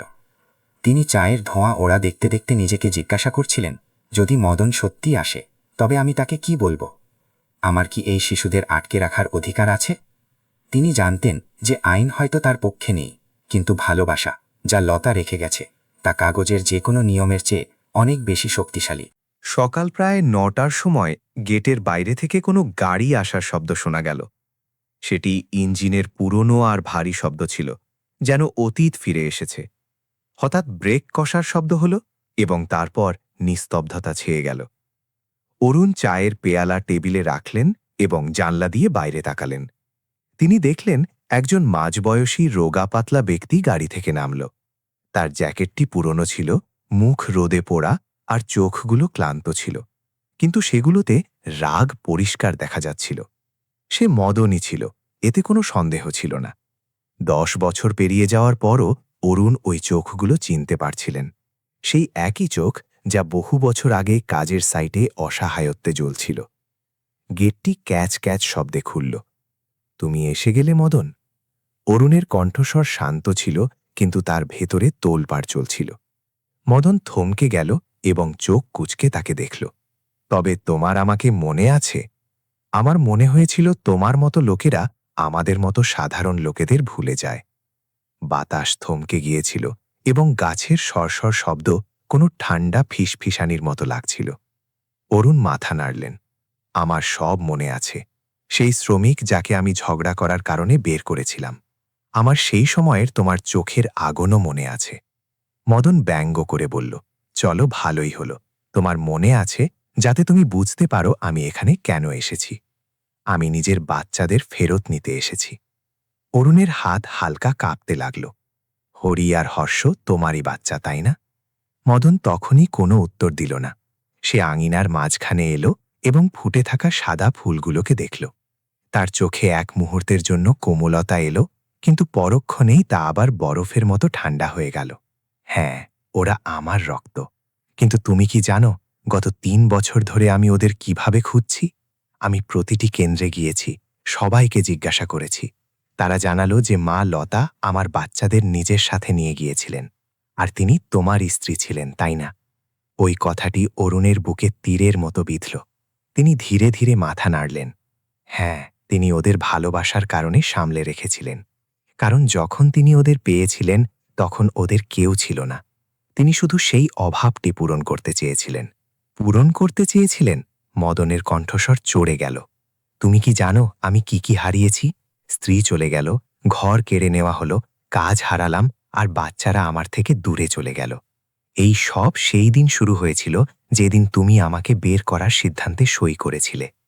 মদনের মুখ লাল হয়ে গেল এবং তার হাতের শিরাগুলো ফুলে উঠল। কিন্তু অরুণ পিছিয়ে গেলেন না। তিনি মদনের চোখের দিকে তাকিয়ে ধীর কিন্তু দৃঢ় কণ্ঠে বললেন, আমি জানি, এবং আমার সেই ঘটনার জন্য অনুশোচনা আছে। যদি সময় পেছনে ফেরানো যেত তবে আমি তোমার কথা অবশ্যই শুনতাম। কিন্তু মদন, এখন তুমি এখানে কেন এসেছ? বাচ্চাদের ফেরত নিতে, নাকি নিজের জীবনের সেই অংশটি চাইতে যা তুমি হারিয়ে ফেলেছ? পরিবেশ কিছুক্ষণের জন্য থমকে গেল। মদন চোখ কুঁচকাল এবং কিছুটা পিছিয়ে গেল। মৃদু আলোয় তার মুখের প্রতিটি ভাঁজ আর ক্ষত পরিষ্কার দেখা যাচ্ছিল, যা একটি সংগ্রামশীল জীবনের প্রমাণ। আমার তোমার দয়া চাই না, আমার শুধু আমার বাচ্চাগুলোকে চাই। ওরাই আমার শেষ আশা। যদি তুমি সত্যিই ওদের ভালোবাসো তবে তোমার জানা উচিত যে ওরা তোমাকে ভয় পায়। আমাকে ভয় পায়? মদন চিৎকার করে উঠল। আমি ওদের বাবা? হ্যাঁ, কিন্তু গত রাতে বড় ছেলেটি স্বপ্নে তোমাকে বৃষ্টিতে চিৎকার করতে দেখেছে। সেই ভয় এখনও তার মনে আছে। তুমি ওদের বাবা হতে পারো, কিন্তু জরুরি নয় যে এই সময় ওদের তোমারই প্রয়োজন। এই কথা শুনে মদন নিঃসার হয়ে গেল। তার চোখের আগুন ধীরে ধীরে নিভে যেতে লাগল এবং তার জায়গায় অসহায়ত্ব স্থান নিল। তার মুখ কাঁপতে লাগল। ওরা কি সত্যিই আমাকে ভয় পায়? অরুণ মাথা নাড়লেন এবং তার কণ্ঠস্বর নরম হয়ে এলো। কারণ পুরনো সময়ে তুমি নেশাগ্রস্ত হয়ে ওদের ওপর চিৎকার করতে। আমি এটি তোমাকে ছোট করার জন্য বলছি না, আমি শুধু চাই তুমি বোঝো। এখন ওই বাচ্চারা বদলে গেছে, ওদের শান্তি চাই, ভয় নয়। মদন চুপ হয়ে গেল। হাওয়া দিল এবং কিছু লিলি ফুল তাদের দুজনের পায়ের কাছে ঝরে পড়ল। কিছুক্ষণ পর সে একটি ফুল তুলল এবং সেটিকে অনেকক্ষণ ধরে দেখতে লাগল। তোমার স্ত্রী লতাজি, তিনি মারা যাওয়ার আগে আমার সাথে দেখা করতে এসেছিলেন। অরুণ অবাক হলেন। কি, তিনি নদীর তীরে আমার ঝুপড়িকে এসেছিলেন? নিজের সাথে খাবারের 2টি বাক্স আর গল্পের কিছু বই এনেছিলেন। তিনি বলেছিলেন, মদন, যদি সম্ভব হয় তবে অরুণকে ক্ষমা করে দিও। কেউ সবসময় ভুল হয় না। সেদিন আমি চুপ ছিলাম, কিছু বলিনি। রাতে যখন আমি বাড়ি পৌঁছালাম, দেখলাম বাচ্চারা শান্তিতে ঘুমোচ্ছে। তারপর তিনি আর কোনো দিন ফিরে আসেননি। যখন আমি তার মৃত্যুর খবর শুনলাম, তখন আমার মন খালি হয়ে গেল। তার কণ্ঠস্বর ভারী হয়ে এলো, এবং সে সেই ফুলটিকে নিজের মুঠোয় শক্ত করে ধরল। একটি অশ্রুবিন্দু তার চোখ থেকে টপকে পড়ল, এবং সেই সাদা পাপড়িগুলোর ওপর ঝরে পড়ল। অরুণও মৌন হয়ে দাঁড়িয়ে রইলেন, কেবল গাছের সরসর শব্দ শোনা যাচ্ছিল। মদন, তিনি ধীরে ধীরে বললেন, যদি সে আজ বেঁচে থাকত, তবে সে কি চাইত যে আমরা ঝগড়া করি, নাকি দুজনে মিলে তার প্রতিশ্রুতি পালন করি? মদন কোনো উত্তর দিল না, কিন্তু তার চোখে এখন আর সেই ঘৃণা ছিল না। তার দৃষ্টি এখন ক্লান্ত আর বিষণ্ণ ছিল, যেন কোনো দীর্ঘ যাত্রা শেষে ক্লান্ত পথিকের। আমার কাছে ওই বাচ্চাদের ছাড়া আর কিছু বাকি নেই, তবে আমরা দুজনে মিলে ওদের দেখাশোনা করব। কারো থেকে কিছু কেড়ে নেওয়ার প্রয়োজন নেই। ওদের দুই বাবা পেতে দাও, একজন যে ওদের জন্ম দিয়েছে, আর একজন যে ওদের বাঁচতে শেখাবে। মদন তাকে অনেকক্ষণ ধরে দেখল, এবং তারপর একটি শুষ্ক হাসি হাসল। বলা তো সহজ, কিন্তু তোমার মনে হয় আমি এখনও বাবা ডাকার যোগ্য? এই প্রশ্নে অরুণের কাছে কোনো উত্তর ছিল না, কিন্তু তার চোখে একটি বিশ্বাসের চমক ছিল, সেই একই বিশ্বাস যা লতার ছিল। বাইরে হঠাৎ হালকা বৃষ্টি শুরু হলো। ভেজা মাটির সোদা গন্ধ আঙিনায় ছড়িয়ে পড়ল। ওই দুই ব্যক্তি বৃষ্টির মাঝে একে অপরের সামনে দাঁড়িয়েছিল। নিস্তব্ধতায় অনেক কিছু বদলে গিয়েছিল। বৃষ্টি সন্ধ্যা পর্যন্ত চলতে লাগল। আকাশ খোলাটে ছিল এবং ছাদ থেকে জল পড়ার শব্দ আসছিল। অরুণ আর মদন বারান্দায় চুপচাপ বসেছিলেন। তাদের মাঝে ঠান্ডা চায়ের পেয়ালা রাখা ছিল, এবং সেই দূরত্বটি ছিল যা 10 বছরে তৈরি হয়েছিল। বাড়ির ভেতরে হরি আর হর্ষ জেগে উঠেছিল। তারা দুজনে বারান্দা থেকে আসা জোরালো আওয়াজ শুনে কৌতূহলবশত বাইরে এলো, এবং দরজার আড়ালে লুকিয়ে দেখতে লাগল। যখন তারা সেই অচেনা ব্যক্তিকে দেখল, যার শরীর ক্লান্ত ছিল এবং চোখে গভীর হতাশা ছিল, তখন হর্ষ নিজের ভাইয়ের হাত টানল। ভাই হরি, ইনি কে? হর্ষ ধীরে ধীরে জিজ্ঞাসা করল। জানি না, কিন্তু মনে হচ্ছে অরুণ আঙ্কেল খুব রেগে আছেন। হরি মনোযোগ দিয়ে দেখল, এবং তার একটি অদ্ভুত অনুভূতি হল। সে ধীরে ধীরে বলল, ইনি সেই লোকটির মতোই মনে হচ্ছে যে কাল আমার স্বপ্নে ছিল। সেই একই লোক যে বৃষ্টিতে চিৎকার করছিল। হঠাৎ বিদ্যুৎ চমকাল, এবং তার আলোয় বারান্দাটি পুরোপুরি আলোকিত হয়ে গেল। মদন পেছনে ঘুরল, এবং তার নজর সেই দুই শিশুর ওপর পড়ল। 4 জোড়া চোখ একে অপরের সাথে মিলল, গভীর, বেদনাদায়ক এবং নিঃশব্দ। মদন সেখানেই থমকে গেল। তার হাত কাঁপতে লাগল, এবং তার হৃদয়ে যেন কিছু ভেঙে গেল। সে উঠল এবং ধীরে ধীরে দরজার দিকে এগিয়ে গেল। হরি, হর্ষ, তোমরা কি আমারই বাচ্চা? 2 শিশু ভয়ের চোটে স্বাভাবিকভাবেই পিছিয়ে গেল। হর্ষ কাঁপতে কাঁপতে নিজের ভাইয়ের পেছনে লুকিয়ে পড়ল, এবং কান্না ভেজা গলায় জিজ্ঞাসা করল, আপনি কে? মদনের গলা বুঝে এলো, এবং তার কণ্ঠস্বর লোহার পাইপের ভেতর দিয়ে বয়ে যাওয়া বাতাসের মতো ফাটা শোনাল। আমি তোমাদের বাবা। নিস্তব্ধতা ছেয়ে গেল। হরি স্থির হয়ে দাঁড়িয়ে রইল। তার ঠোঁট কাঁপল, কিন্তু কোনো শব্দ বেরোল না। তার সেই ভয়ঙ্কর স্বপ্নগুলোর কথা মনে পড়ল। তার সেই নেশাগ্রস্ত মানুষটির কথা মনে পড়ল, যে তাকে আর তার ভাইকে বকাঝকা করত আর মারত। সেই পুরনো ঘৃণা আর ভয় তার হৃদয়ে আবার জেগে উঠল। সে চিৎকার করে উঠল, না, মা লতা আমাদের মা ছিলেন, তিনি আমাদের বড় করেছেন, আর আপনি তো শুধু আমাদের উপর চিৎকার করতেন আর আমাদের মারতেন। মদন যেন এক জোরালো থাপ্পড় খেল। তার মুখ যন্ত্রণায় বিকৃত হয়ে গেল, রাগে নয় বরং গভীর দুঃখে। সে পিছিয়ে গেল, তার চোখ লাল হয়ে গেল। হ্যাঁ, আমি ভুল ছিলাম। আমি একজন খারাপ বাবা ছিলাম। আমি মূর্খ ছিলাম। কিন্তু আমি তোমাদের দুজনকে গত 3 বছর ধরে সব জায়গায় খুঁজেছি। আমি শুধু ক্ষমা চাইতে চাই। হর্ষ ফুপিয়ে কাঁদতে লাগল, এবং নিজের ভাইকে শক্ত করে ধরল। অরুণ এগিয়ে এসে মদনের কাঁধে হাত রাখলেন। থাক মদন, ওরা এখনও এর জন্য প্রস্তুত নয়। মদন তার দিকে ঘুরল, এবং তার কণ্ঠস্বর ভেঙে গেল। আমিও প্রস্তুত ছিলাম না। আমি জানি না আমি ওদের কি বলবো যাতে ওরা আমাকে বিশ্বাস করে। সে হাঁটু গেঁথে বসে পড়ল, এবং তার হাত ভিজে মেঝেকে শক্ত করে ধরেছিল। বৃষ্টির ছাট বারান্দায় আসছিল, এবং তার কাঁধ ভিজিয়ে দিচ্ছিল। তার গলা রুদ্ধ হয়ে এলো। আমি সবকিছু হারিয়ে ফেলেছি, শুধু এই 2 বাচ্চা বাকি আছে। আমি ভুল ছিলাম, কিন্তু আমি ওদের আবার হারাতে চাই না। অরুণ তার পাশে ঝুঁকলেন, এবং ধীরে ধীরে বললেন, যেন তিনি নিজেকেই বলছেন, যদি আজ লতা এখানে থাকত তবে সে তোমাকে বলতো যে হাঁটু গেঁধে থেকো না, উঠে দাঁড়াও। সে সবসময় বিশ্বাস করত যে প্রত্যেকেরই দ্বিতীয় সুযোগ পাওয়া উচিত। মদন মাথা তুলল, তার চোখ লাল ছিল। আপনি কি জানেন তিনি এমন কেন করেছিলেন? কারণ তার হৃদয় অনেক বড় ছিল। না, কারণ তিনি তোমাদের দুই শিশুকে আইনিভাবে দত্তক নিতে চেয়েছিলেন। এই কথাটি বজ্রপাতের মতো ছিল। অরুণ স্তব্ধ হয়ে গেলেন এবং দুই শিশু কান্না থামিয়ে চোখ বড় বড় করে তাকে দেখতে লাগল। মদন তার জ্যাকেটের পকেট থেকে দুমড়ানো মুচড়ানো কাগজের একটি সেট বের করে অরুণের দিকে বাড়িয়ে দিল। এটি সেই কাগজগুলোর ফটোকপি যাতে তিনি আমাকে সই করতে বলেছিলেন।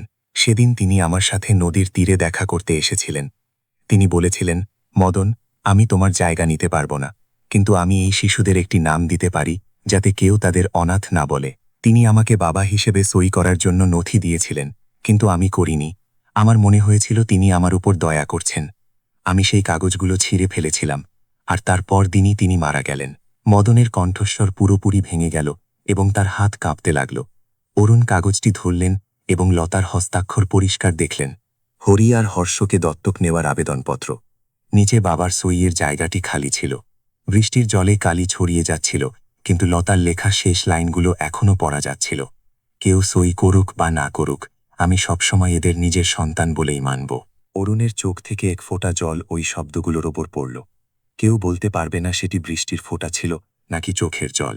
অরুণ খুব ধীর গলায় বললেন, মদন, তিনি আমাদের দুজনকে আগেই ক্ষমা করে দিয়েছিলেন। মদন কাঁপতে কাঁপতে মাথা নাড়ল। ক্ষমা করা সহজ, কিন্তু নিজের ভুলের সাথে বেঁচে থাকা খুব কঠিন। আমি জানি না আমার মধ্যে বাবা হওয়ার শক্তি আছে কিনা। হরি অনেকক্ষণ চুপচাপ দাঁড়িয়ে রইল। তারপর সে ধীরে ধীরে মদনের কাছে গেল এবং নিচু গলায় বলল, মা লতা আমাদের শিখিয়েছিলেন যে ক্ষমার মানে ভুলে যাওয়া নয়, বরং মনে রাখা, কিন্তু সেই যন্ত্রণা ছাড়া। মদন তার ছেলের দিকে তাকাল। হরির শরীরে কম্পন ছিল, কিন্তু সে তার কথা চালিয়ে গেল। যদি আপনি সত্যি বলছেন তবে আমরা আর পালাব না, কিন্তু এখন থেকে আপনি আর চিৎকার করবেন না এবং মদ খাবেন না। হর্ষ ফুপিয়ে যোগ করল, আর আপনি কোনোদিন ঝগড়াও করবেন না। মদন সেই দুই শিশুকে দেখল এবং সে নিজেকে আটকাতে পারল না। অঝরে কাঁদতে লাগল। সেই লোকটির চোখের জল, যা শুকিয়ে গিয়েছিল, আজ বাঁধ ভেঙে বয়ে চলল।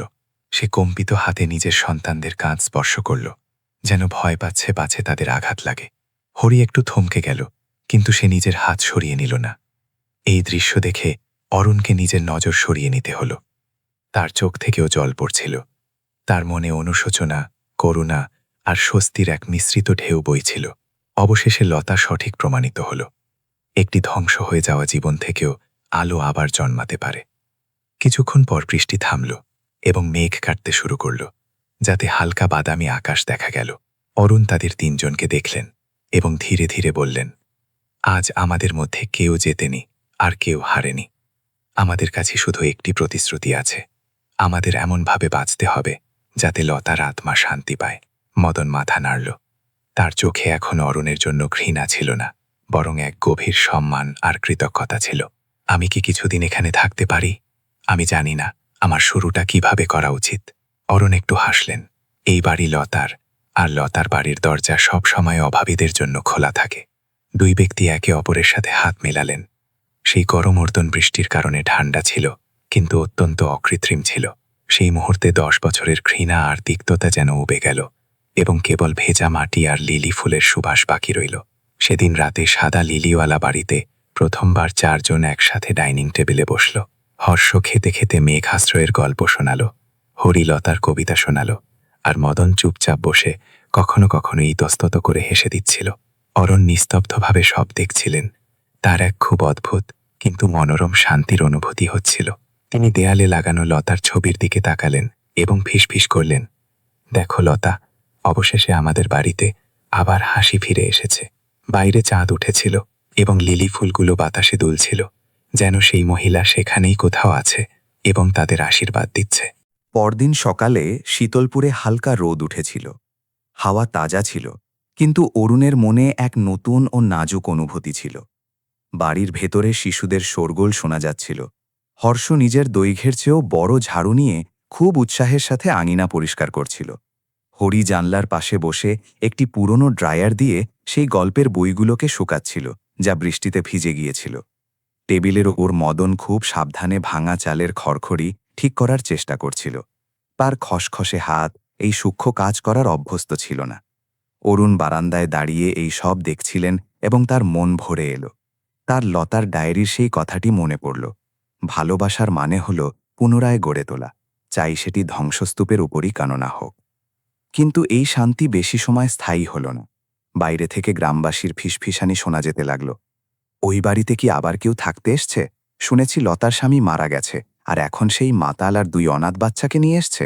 হ্যাঁ, পৃথিবীটা সত্যিই উল্টে গেছে। হরি এটি শুনল এবং তার মুখ ফ্যাকাশে হয়ে গেল। সে অরুণের দিকে তাকালো এবং জিজ্ঞাসা করল, ওরা কি আমাদের ব্যাপারে কথা বলছে? অরুণ মাথা নাড়লেন এবং শান্ত কিন্তু বিষণ্ণ গলায় বললেন, হ্যাঁ, কিন্তু তুমি ওদের কথাগুলোকে নিজের উপর চেপে বসতে দিও না। শব্দ কাউকে নোংরা করে না, কেবল তখনই যখন আমরা সেগুলোকে বিশ্বাস করিনি। শিশুটি চুপ করে রইল, কিন্তু যখন মদন সেই অপমানজনক শব্দগুলো শুনল, তখন তার মুখ কালো হয়ে গেল।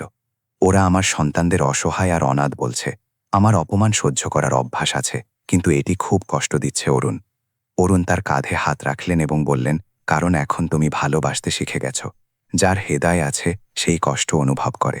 আমরা পুরো পৃথিবীর সাথে লড়তে পারব না, আমাদের শুধু এমনভাবে বাঁচতে হবে যে ওরা নিজেরাই চুপ হয়ে যায়। দুপুরে হরি আর হর্ষ বাজারে ফুল বিক্রি করতে গেল। এটি অরুণের পরিকল্পনা ছিল। তিনি তাদের স্বাবলম্বী করতে চাইছিলেন। 2 শিশু ঝুড়িকে লিলি ফুল সাজাল এবং সাইকেলে করে বাজারে চলে গেল। কিন্তু যখন তারা সেখানে পৌঁছাল, তখন কিছু লোক তাদের কটাক্ষ করল। আরে, এটা কি সেই মদনের ছেলে নয়? সেই মাতাল যে নদীর তীরে থাকত? আর দেখো, এখন ওরা লতাজির লিলি ফুল বিক্রি করছে। বেচারা পরিষ্কার পরিচ্ছন্ন ফুল, আর ওগুলো বিক্রি করার জন্য এই নোংরা হাত। ওই শব্দগুলো কোনো ধারালো ছুরির মতো ছিল। হর্ষ তার মাথা নিচু করে নিল এবং তার চোখে জল এসে গেল। হরি নিজের ভাইয়ের হাত শক্ত করে ধরল এবং হাসার চেষ্টা করল। কোনো ব্যাপার না, মা লতা আমাদের শিখিয়েছিলেন যে কেউ যাই বলুক, আমাদের নিজের পিঠ সোজা রাখতে হবে। ওই 2 শিশু সেখানেই নিজের পসরা নিয়ে বসে রইল, কিন্তু কেউ ফুল কিনল না। তখনই একজন বৃদ্ধা, যার কোমর ঝুঁকে গিয়েছিল, তাদের কাছে এলেন এবং তাদের দেখে মায়া ভরে হাসলেন। এই ফুলগুলো খুব সুন্দর। লতা কি তোমাদের এগুলো চাষ করতে শিখিয়েছে? হর্ষ মাথা নাড়ল এবং নিজের চোখের জল মুছল। হ্যাঁ, আমরা মায়ের থেকেই শিখেছি। তবে আমি এই সব ফুল কিনে নেব। এই জন্য নয় যে আমার তোমাদের ওপর দয়া হচ্ছে, বরং এই জন্য যে তোমরা খুব সুন্দর কিছু তৈরি করেছ। সেই বৃদ্ধা টাকা দিলেন এবং জোর গলায় বললেন, বাকি লোক যারা এই বাচ্চাদের খারাপ বলছে, তারা নিজেরা এমন সাদা ফুল চাষ করে দেখাক। এটি শুনে পুরো বাজার শান্ত হয়ে গেল। কিছু লোক লজ্জায় মাথা নিচু করে নিল এবং নিঃশব্দে সেখান থেকে চলে গেল। হরি আর হর্ষ একে অপরের দিকে তাকাল এবং তাদের চোখ খুশিতে উজ্জ্বল হয়ে উঠল। সেই মুহূর্তে ওই শিশুরা বুঝতে পারল যে যদি আপনি সৎ হৃদয়ে বাঁচেন, তবে কেউ না কেউ তাকে অবশ্যই চিনে নেবে। সন্ধ্যায় বাড়ি ফেরার পর মদন সিঁড়িতে বসে অরুণের থেকে পুরনো কথা শুনছিল। অরুণের কণ্ঠে একজন অভিজ্ঞ ব্যক্তির গভীরতা ছিল। জানেন মদন, আগে আমার মনে হতো বিচার কেবল নিয়মেই থাকে, কিন্তু আসলে বিচার আমাদের হৃদয়ে থাকে। আমি ভুল ছিলাম যে আমি লোকেদের কেবল তাদের ভুলের নিরিখে বিচার করেছি। মদন ধীর হাসিতে বলল, আর আমার মনে হতো পৃথিবী আমার সাথে অন্যায় করছে, কিন্তু আসলে সবথেকে বেশি রাগ আমার নিজের ওপর হওয়া উচিত ছিল, কারণ আমি কোনোদিন উঠে দাঁড়ানোর চেষ্টা করিনি। 2 ব্যক্তি একে অপরের দিকে তাকালেন। সেই নীরবতায় এক নতুন সম্মান ছিল, একটি এমন বন্ধুত্ব যা ধ্বংসের মধ্য থেকে জন্ম নিয়েছিল। সেই রাতে অরুণের মাথায় একটি চিন্তা এলো। আমি এই বাড়িতে গরিব শিশুদের জন্য একটি অবৈতনিক স্কুল খুলতে চাই। মদন অবাক হল। এখানে? হ্যাঁ, লতার এটাই স্বপ্ন ছিল। সে বলতো, যেদিন এই বাড়িতে শিশুদের কণ্ঠস্বর প্রতিধ্বনিত হবে, সেদিনই আসল আলো জ্বলবে। মদন একটু ভাবল এবং তারপর মাথা নাড়ল। আপনি করুন, আমি আপনাকে সাহায্য করব। আমার এই হাত এখনও খাটতে পারে। হরি উৎসাহে চিৎকার করে উঠল, আমি স্কুলের বোর্ড পেইন্ট করব। হর্ষ খুশিতে যোগ করল, আমি শিশুদের মা লতার গল্পগুলো শোনাব। পুরো বাড়িতে হাসি ছড়িয়ে পড়ল এবং প্রদীপের আলো লতার ছবির ওপর পড়ল। মনে হলো যেন তার চোখ আরও উজ্জ্বল হয়ে উঠেছে। কিন্তু এই সুখের সময় বেশি দীর্ঘস্থায়ী হল না। গভীর রাতে যখন সবাই ঘুমাচ্ছিল, গেটে জোরালো ধাক্কা পড়ল। মদন ধরফড়িয়ে উঠল। গেটের বাইরে 3 জন অচেনা লোক টর্চ নিয়ে দাঁড়িয়েছিল। তাদের মুখ পাথরের মতো শক্ত ছিল। মদন, একজন চিৎকার করে বলল। তোমার ওপর পুরনো ওয়ার্কশপ থেকে নির্মাণ সামগ্রী চুরির অভিযোগ আছে। একটি নতুন অভিযোগ দায়ের হয়েছে। আমাদের সাথে চলো। মদন হতভম্ব হয়ে গেল। কি? আমি তো বহু বছর আগে ওই কাজ ছেড়ে দিয়েছি। তোমরা কি আবারও আমাকে ফাঁসাতে চাইছো? আধিকারিক রুক্ষ গলায় বলল, কাগজে তোমার নাম পরিষ্কার লেখা আছে, তর্ক করে লাভ নেই। হরি আর হর্ষ ভয়ে বাইরে দৌড়ে এলো। হর্ষ নিজের বাবার হাত ধরল। বাবা, ওরা মিথ্যে বলছে তো? মদন নিজের ছেলের হাত শক্ত করে ধরল এবং তার চোখ লাল হয়ে গেল। হ্যাঁ, আমি কিচ্ছু করিনি। অরুণ বাইরে এসে ওই লোকগুলোর মুখোমুখি হলেন। আমি মদনের জামিন নিচ্ছি। সে আমার সাথেই আছে এবং গ্রাম ছেড়ে কোথাও যায়নি। যদি আপনাদের কাছে ওয়ারেন্ট থাকে তবে আমিও সাথে যাব। ওই লোকেরা একে অপরের দিকে তাকালো এবং তারপর বলল, ঠিক আছে, কিন্তু আমরা তদন্ত করব। গেট বন্ধ হলো এবং হাওয়ার সাথে মদন সিঁড়িতে বসে পড়ল। সে নিজের মাথা ধরে নিল এবং সেই পুরনো ভয় আবার ফিরে এলো। ওরা আমাকে বিশ্বাস করবে না অরুণ। আমি যতই চেষ্টা করি না কেন, আমার অতীত আমার পিছু ছাড়ে না। অরুণ সেই নিরুপায় লোকটির দিকে তাকালেন এবং তার মনে এক দৃঢ় সংকল্প জাগল। যদি ওরা তোমাকে বিশ্বাস না করে তবে আমরা ওদের বিশ্বাস করতে বাধ্য করব। কাল সকালে আমি তোমার সাথে পুরনো ওয়ার্কশপে যাব। এইবার কেউ তোমাকে আবার অন্ধকারে ঠেলে দিতে পারবে না। পরদিন সকালে কুয়াশা খুব ঘন ছিল এবং পুরো গ্রামে ঠান্ডা ছিল। সাদা লিলিওয়ালা বাড়িতে অরুণ আর মদন সকাল থেকেই প্রস্তুত ছিলেন। টেবিলের ওপর পুরনো ফাইল আর কিছু খবরের কাগজ রাখা ছিল। হরি আর হর্ষ দরজায় উদ্বেগের সাথে তাকিয়েছিল। বাবা, ওরা কি আপনাকে ধরে নিয়ে যাবে? হর্ষ কান্না ভেজা গলায় জিজ্ঞাসা করল। মদন ঝোঁকে নিজের ছেলের চুল আলুথালু করে দিল। না বেটা, আজ আমি ওদের সত্যি বলতে যাচ্ছি যে আমি কিছু ভুল করিনি। হরি দৃঢ়তার সাথে বলল, আমার আপনার উপর বিশ্বাস আছে বাবা। মা লতা বলতেন যে যে সত্যি বলে সে কখনো হারে না। ওই ছোট কথাটি শুনে অরুণের মুখে হাসি ফুটে উঠল। তিনি নিজের কোট পরলেন এবং মদনের কাঁধে হাত রাখলেন। চলো, আজ আমরা না কেবল তোমাকে নির্দোষ প্রমাণ করব, বরং সেই বছরগুলোর হিসাবও চাইব যা তুমি অন্যদের ভুলের কারণে একাকিত্বে কাটিয়েছ। পুরনো ওয়ার্কশপের দিকে যাওয়া রাস্তাটি ধুলোবালি আর অ্যাবর-খ্যাবর ছিল। এটি সেই জায়গা যেখানে অরুণ 10 বছর আগে সুপারভাইজার হিসেবে কাজ করতেন এবং যেখানে তিনি মদনকে চাকরি থেকে বের করেছিলেন। সময় সেই ওয়ার্কশপকে একটি পুরনো ধ্বংসস্তূপে পরিণত করে দিয়েছিল। দেয়াল খসে পড়েছিল এবং লোহার গেটে জং ধরে গিয়েছিল। গেটে তাদের জন্য অপেক্ষা করছিল হেমন্ত, যে এখন ওখানকার ম্যানেজার ছিল। তার মুখে এক কুটিল হাসি ছিল। আরে দেখো কে এসেছে, মদন। আমার মনে হয়েছিল তুমি এতদিনে মরে গেছ। মদন নিজের মুঠো শক্ত করল, কিন্তু নিজেকে শান্ত রাখল। অরুণ এগিয়ে গিয়ে কঠোর গলায় জিজ্ঞাসা করলেন, আমরা ওই অভিযোগের ব্যাপারে জিজ্ঞাসা করতে এসেছি। চুরির মামলায় মদনের নাম কিভাবে এলো? হেমন্ত ব্যঙ্গ করে বলল, আমার কাছে মিথ্যে বলার সময় নেই। প্রত্যক্ষদর্শী সাক্ষী আছে এবং সিসিটিভি ক্যামেরাতেও ওর মতোই কোনো ব্যক্তিকে দেখা যাচ্ছে। দেখা যাচ্ছে তার মানে এই নয় যে সে ওই ব্যক্তি। অরুণজি, এখন আপনার এই ওয়ার্কশপের উপর কোনো অধিকার নেই। এখন আমি এখানকার ইনচার্জ। আপনি মাঝখানে আসবেন না। অরুণ লক্ষ্য করলেন যে হেমন্তের কথা বলার ধরন কিছু একটা লুকাচ্ছে। 10 বছর আগে হেমন্তকে সামগ্রী তছরূপের জন্য দণ্ডিত করা হয়েছিল এবং অরুণই তাকে ধরেছিলেন। খুব সম্ভব ছিল এটি প্রতিশোধ নেওয়ার একটি উপায়। মদন চুপচাপ দাঁড়িয়েছিল, তার হাত কাঁপছিল, কিন্তু সে নিজের কণ্ঠস্বর স্থির করার চেষ্টা করছিল। আমি ভগবানের কসম খাচ্ছি, আমি গত কয়েক মাস ধরে এখানে আসিনি। আমি কাজই ছেড়ে দিয়েছি। হেমন্ত ক্যামেরার দিকে ইশারা করল। স্ক্রিনে ফুটেজ আবছা ছিল, কিন্তু সত্যি সত্যি এক রোগা লোক রাতের বেলা গুদামঘরে ঢুকতে দেখা যাচ্ছিল। অরুণ মনোযোগ দিয়ে দেখলেন এবং তারপর নিজের কপাল কুঁচকালেন। দেখতে অনেকটা বহিরকম, কিন্তু এটি বলা যায় না যে এটি মদনই। এই ভিডিওতে মুখ পরিষ্কার নেই। হেমন্ত হাত ভাঁজ করে বলল, আদালতের মুখের দরকার নেই, অপরাধীর দরকার। আর এই লোকের কাছে কি উকিল করার টাকা আছে? এটি শুনে অরুণ টেবিলে জোরে হাত মারলেন। ব্যাস, অনেক হয়েছে। আমি তোমাকে একজন নির্দোষ মানুষকে আবার ফাঁসাতে দেব না। পুরো ঘর শান্ত হয়ে গেল। অরুণ সেই পুরনো আলমারির ড্রয়ার খুললেন, যার তালা তার আজও মনে ছিল। 10 বছর পরেও সেই তালাটি একই রকম ছিল। তিনি ড্রয়ার থেকে ডিউটি রেজিস্টার বের করলেন এবং তার নজর একটি বিশেষ তারিখের ওপর থামল। 22 তারিখ রাতের শিফট তরুণ নামক শ্রমিকের ছিল এবং এখানে লেখা আছে যে গুদামের সিসিটিভি সিস্টেম খারাপ ছিল। তিনি হেমন্তের দিকে ঘুরে চড়া গলায় বললেন, সেদিন ক্যামেরা খারাপ ছিল, তাহলে এই ফুটেজ কোথা থেকে এলো? এটি নকল। এটি কে বানিয়েছে? হেমন্তের মুখ ফ্যাকাশে হয়ে গেল। তোমার কাছে কি প্রমাণ আছে? প্রমাণ এই যে এই পাতার নিচে তোমার স্বাক্ষর আছে। তুমি কি দস্তখত করার আগে এটি পড়নি? হেমন্ত পুরোপুরি ঘাবড়ে গেল। মদন এইসব দেখছিল এবং তার চোখ থেকে জল উপচে পড়ল। এত বছরের সেই সব যন্ত্রণা আর অন্যায় যেন হঠাৎ শেষ হয়ে গেল। অরুণ আরও বললেন, আমার মনে আছে এই গুদামঘরটি সেই জায়গার কাছেই যেখানে তুমি আগে মালপত্র লুকাতে। তুমি কি নিজের পুরনো ভুলগুলো ঢাকার জন্য অন্যদের ওপর দোষ চাপচ্ছ?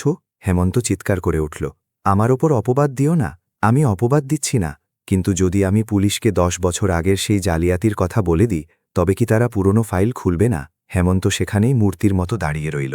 তার কপালে ঘাম জমে গেল এবং সে রেজিস্টারটি টেবিলের ওপর ছুঁড়ে মারল। ঠিক আছে, আমি হারলাম। হ্যাঁ, আমি এই গল্প সাজিয়েছিলাম। কিন্তু অরুণ, তোমার কি মনে হয় যে একে বাঁচিয়ে তুমি নিজের পাপ ধুয়ে ফেলবে? আমরা দুজনেই ব্যর্থ মানুষ। লতা তোমার এই বোকামির জন্যই মারা গেছে। ওই কথাটি বিষাক্ত তীরের মতো দুজনের হৃদয়ে বিঁধল। মদন তাকে মারার জন্য এগিয়ে গেল, কিন্তু অরুণ তাকে আটকে দিলেন। না মদন, একে ক্ষমা করাই লতাকে শান্তি দেওয়ার একমাত্র উপায়। হেমন্ত সেখান থেকে চুপচাপ সরে পড়ল। তার মুখ ফ্যাকাশে হয়ে গিয়েছিল।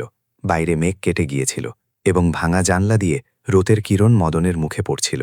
সে সেখানেই মেঝেতে বসে পড়ল এবং নিজের চোখ হাত দিয়ে ঢেকে নিল। অরুণজি, আপনি যদি না থাকতেন তবে হয়তো আমি নির্দোষ হয়েও মরে যেতাম। অরুণ তাকে তুললেন এবং ধরা গলায় বললেন, না মদন, আমাদের লতা বাঁচিয়েছে। যদি সে না থাকত তবে আমরা এখানে দাঁড়িয়ে থাকতাম না। দুজনে বাইরে আঙিনায় এলেন। ঠান্ডা হাওয়া বইছিল। মাটি আর ঘামের সেই গন্ধ জীবনের সত্যের অনুভূতি দিচ্ছিল। অরুণ বললেন, আমরা এই বিষয়টি এভাবেই ছেড়ে দেব না। আমি আধিকারিকদের সমস্ত নথিপত্র পাঠাবো। প্রতিশোধ নেওয়ার জন্য নয়, বরং এই অন্ধকার শেষ করার জন্য। মদন মাথা নাড়ল। তার চোখে এখন আর সেই ক্লান্তি ছিল না, বরং এক উজ্জ্বলতা ছিল, সেই ব্যক্তির উজ্জ্বলতা যে কঠিন সময় পার করে এখন সোজা হয়ে দাঁড়াতে শিখে গেছে। দুপুরে যখন তারা শীতলপুরে ফিরল, তখন 2 শিশু দৌড়ে বাইরে এলো। হর্ষ খুশিতে চিৎকার করে উঠল, বাবা, ওরা কি এখন আপনাকে আর ধরবে না? মদন খিলখিল করে হেসে উঠল এবং তার চোখে খুশির জল ছিল। না বেটা, আজ আমি সত্যি সত্যি আজাদ হয়ে গেছি। হরি ধীরে ধীরে অরুণের হাত ধরল এবং জিজ্ঞাসা করল, অরুণ আঙ্কেল, আমরা কি জিতে গেলাম? অরুণ হেসে বললেন, এটি জেতা বা হারার বিষয় নয় বেটা, শুধু আজ আলো অন্ধকারকে হারিয়ে দিয়েছে।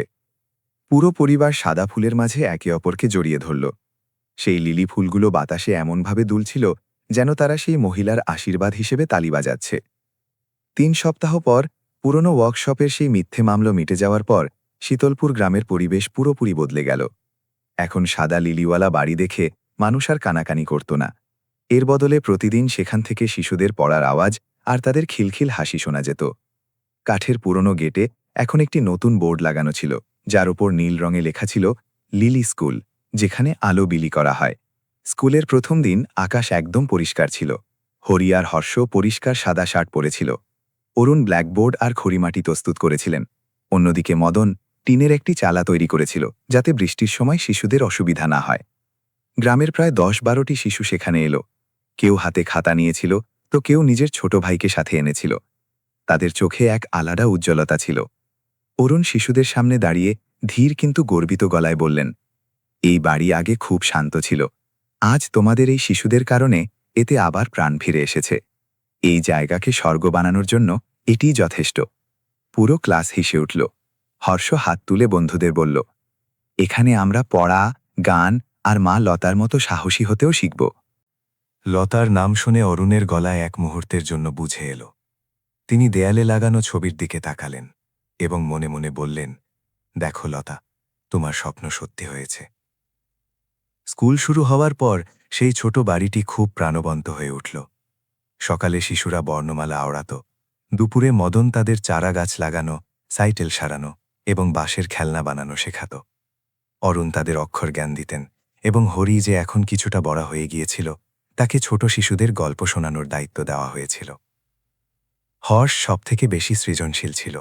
সে দেয়ালে খড়িমাটি দিয়ে ছবি আঁকত, হাসিমুখ সূর্য, ফুটে থাকা ফুল আর একে অপরের হাত ধরে থাকা মানুষ। একদিন দুপুরে যখন সবাই পড়ায় ব্যস্ত ছিল, এক অচেনা অতিথি এলো। তিনি গ্রামের সরপঞ্চ কমলজি ছিলেন, যাকে পুরো গ্রাম সম্মান করত।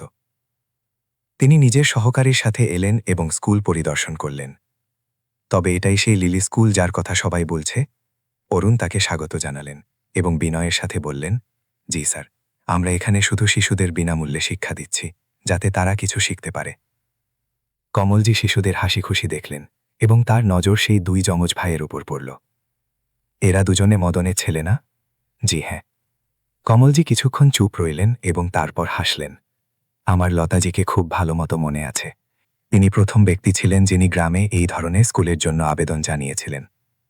সেই সময় কারও বিশ্বাস ছিল না যে তিনি এটি করতে পারবেন, কিন্তু আজ আপনাদের কারণে সেই স্বপ্ন জ্যান্ত হয়ে গেছে। অরুণ মাথা নিচু করে নিলেন এবং কম্পিত গলায় বললেন, তিনি সত্যি সত্যি এই জায়গা কোনোদিন ছেড়ে যাননি স্যার। কমলজি তার কাঁধে হাত রাখলেন এবং পুরোপুরি সততার সাথে বললেন, আমি স্কুলের রিপোর্ট তহসিলে পাঠাব।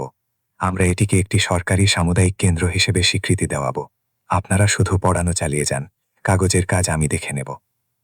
এটি বলে তিনি চলে গেলেন। পিছনে এক আশার দরজা খুলে গেলেন। সেদিন সন্ধ্যায় মদন আঙিনার কোণে একা বসেছিল এবং একটি পুরনো গিটার বাজাচ্ছিল, যা সে বাজার থেকে সারিয়ে এনেছিল। সুরটি কিছুটা দ্বিধাগ্রস্ত ছিল, কিন্তু তাতে গভীর আবেগ ছিল। অরুণ সেখান দিয়ে যাচ্ছিলেন এবং দাঁড়িয়ে শুনতে লাগলেন, তুমি ভালো বাজাচ্ছ। আমার কিছু সুর মনে আছে যা লতাজি আমাকে শিখিয়েছিলেন। আমি কোনোদিন এগুলো পুনরায় বাজানোর সাহস করিনি, কিন্তু এখন আমার মনে হয় যে যদি তিনি বেঁচে থাকতেন তবে তিনি আমার সঙ্গীত শুনতে চাইতেন, আমার চোখের জল নয়। দুই পুরুষ একে অপরের দিকে তাকালেন এবং তারপর কিছু বললেন না। শুধু সেই গিটার বাজতে থাকল এবং শিশুদের হাসি, পাখিদের কিচিরমিচির আর বাতাসের ঝাপটার সাথে মিলে এক সুমধুর রাগিনী হয়ে উঠল। কিন্তু রাত হতেই একটি এমন ঘটনা ঘটল যা পুরো বাড়িকে নাড়িয়ে দিল। রাত 10টার দিকে হর্ষের হঠাৎ খুব তেজ জ্বর এলো। সে অচৈতন্য অবস্থায় মাকে ডাকছিল, মা, আমাকে ছেড়ে যেও না মা। হরি ঘাবড়ে গেল এবং দৌড়ে অরুণ আর মদনকে ডেকে আনল। তারা তখনই তাকে বিছানায় শুইয়ে দিল এবং ভিজে জল পট্টি দিল। মদন কম্পিত হাতে নিজের ছেলের হাত ধরে ফিসফিস করছিল, আমার ছেলে, ভয় পেও না, আমি এখানেই আছি তোমার কাছে। অরুণ ওষুধ প্রস্তুত করলেন, কিন্তু জ্বর কমছিল না। অরুণ মদনের দিকে তাকালেন এবং গুরুত্বের সাথে বললেন, আমাদের এখনই হাসপাতালে নিয়ে যেতে হবে। মদন মাথা নাড়ল এবং নিজের ছেলেকে কোলে তুলে রাতের অন্ধকারে বাইরের দিকে দৌড়াল। বাইরে ঝিরঝিরে বৃষ্টি শুরু হয়ে গিয়েছিল। রাস্তা পিচ্ছিল ছিল এবং টর্চের আলো ঝাপসা ছিল। মদন বাচ্চাকে বুকে জড়িয়ে দৌড়াচ্ছিল আর অরুণ ছাতা নিয়ে তার সাথে ছিলেন। হাসপাতালে পৌঁছানোর পর ডাক্তার তখনই হর্ষের চিকিৎসা শুরু করলেন। পরীক্ষার পর তিনি স্বস্তির নিঃশ্বাস ফেললেন এবং বললেন, ভালো হয়েছে যে আপনারা সময় মতো নিয়ে এসেছেন। এর ভারী ঠান্ডা লেগে গিয়েছিল, কিন্তু সকালের মধ্যে এটি ঠিক হয়ে যাবে। মদন নিরুপায় হয়ে সেখানেই বসে পড়ল এবং তার চোখ থেকে জল ঝরতে লাগল। সে নিজের ছেলের হাত চুমু খেয়ে বলল, বেটা, আমাকে ক্ষমা করে দাও যে আমি এত বছর তোমার সাথে ছিলাম না, কিন্তু এখন আমি তোমাকে কোনোদিন একা ছাড়ব না। অরুণ দরজার আড়াল থেকে এইসব দেখছিলেন এবং তার চোখও ভরে এলো। তিনি আকাশের দিকে তাকালেন, যেন তিনি লতাকে বলছেন, দেখো লতা, মদন সত্যি বদলে গেছে। সকালে যখন তারা ফিরে এলো তখন লিলি হাউসের উপর সূর্যের সোনালি কিরণ পড়ছিল। অরুণ উপলব্ধি করলেন যে আলো কেবল বাল্ব থেকে বেরোয় না, বরং সেই হৃদয় থেকে বেরোয় যা ভেঙে যাওয়ার পরেও ভালোবাসতে জানে। হর্ষের সুস্থ হওয়ার 1 সপ্তাহ পর লিলি স্কুল আবার শিশুদের হাসিতে ভরে উঠল। সেই শিশুটি পুরোপুরি সুস্থ হয়ে গিয়েছিল এবং আবার নিজের বন্ধুদের মা লতার গল্প শোনাত। প্রতিদিন সকালে যখন বাঁশের ছোট ঘণ্টা বাজত তখন শিশুরা পাখিদের মতো উড়ে স্কুলে চলে আসত। কিন্তু আজকের দিনটি কিছুটা আলাদা ছিল। সাত সকালে অরুণ একটি পুরনো আর সিল করা খাম পেলেন। সেই খামটি এক অচেনা মেয়ে নিয়ে এসেছিল। নমস্কার আঙ্কেল, আমাকে কেউ এই চিঠি 3 বছর আগে আপনাকে দেওয়ার জন্য বলেছিল। অরুণ অবাক হয়ে জিজ্ঞাসা করলেন, কে?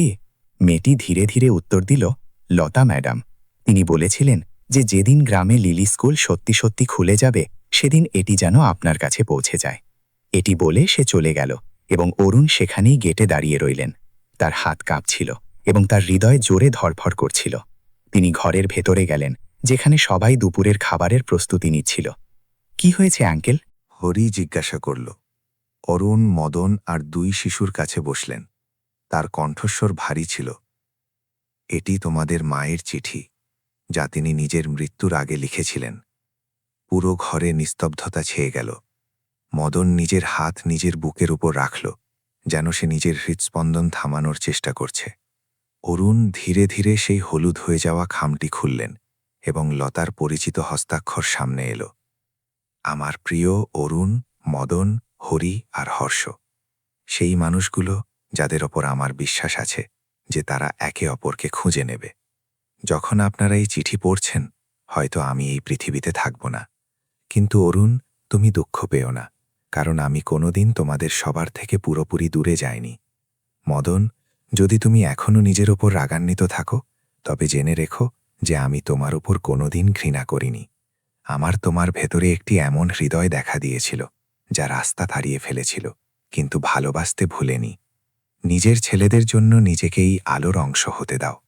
আর অরুণ, তুমি সবসময় নিয়মে বিচার খুঁজেছ, কিন্তু আসল বিচার ক্ষমা আর ভালোবাসায় থাকে।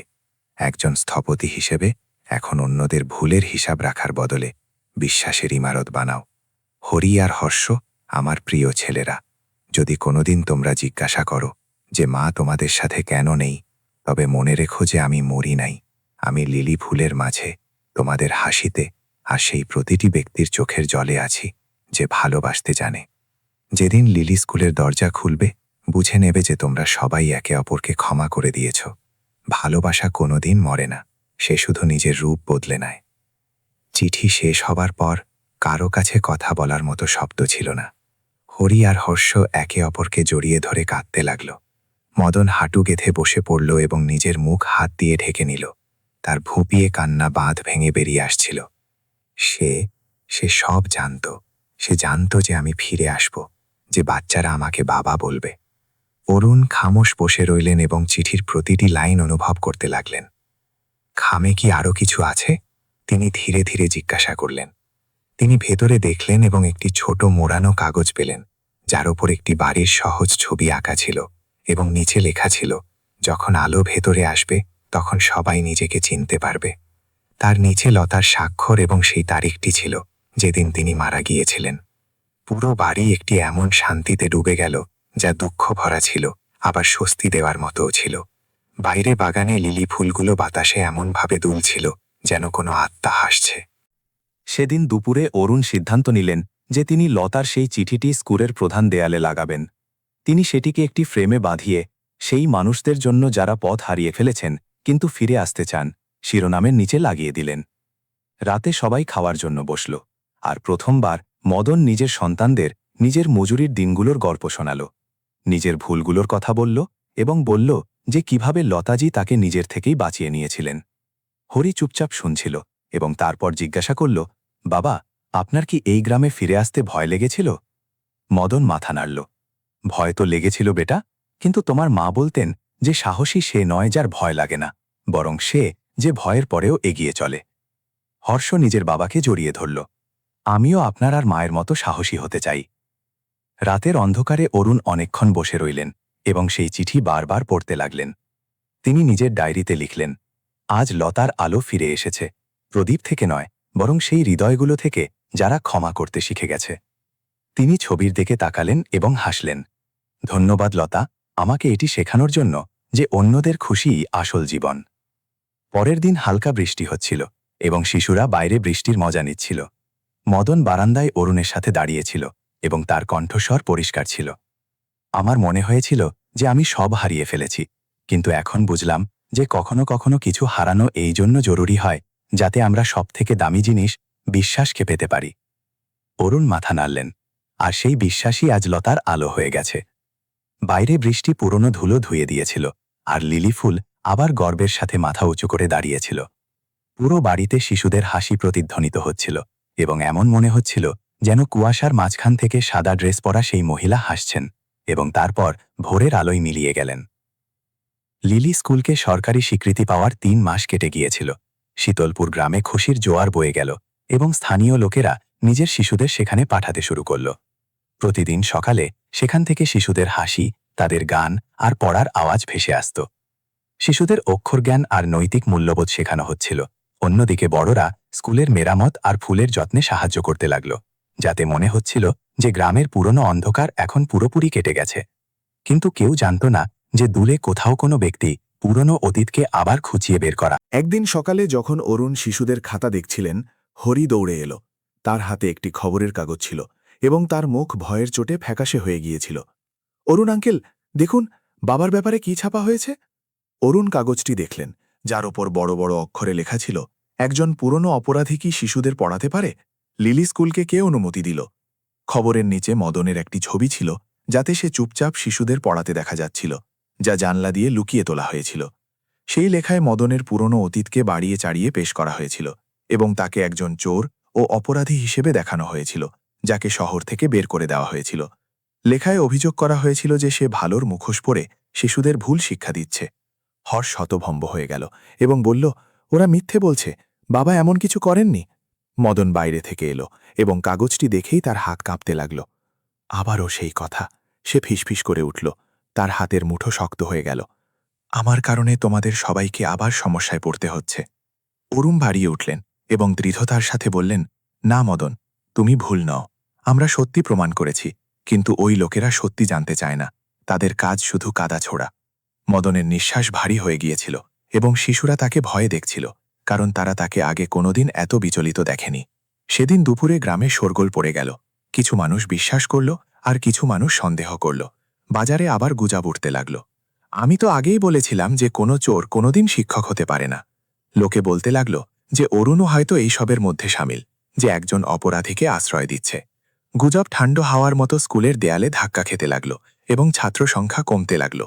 কিছু অভিভাবক সরাসরি স্কুলে এলেন এবং বললেন, ক্ষমা করবেন, আমরা আমাদের শিশুদের এখানে পাঠাতে পারব না।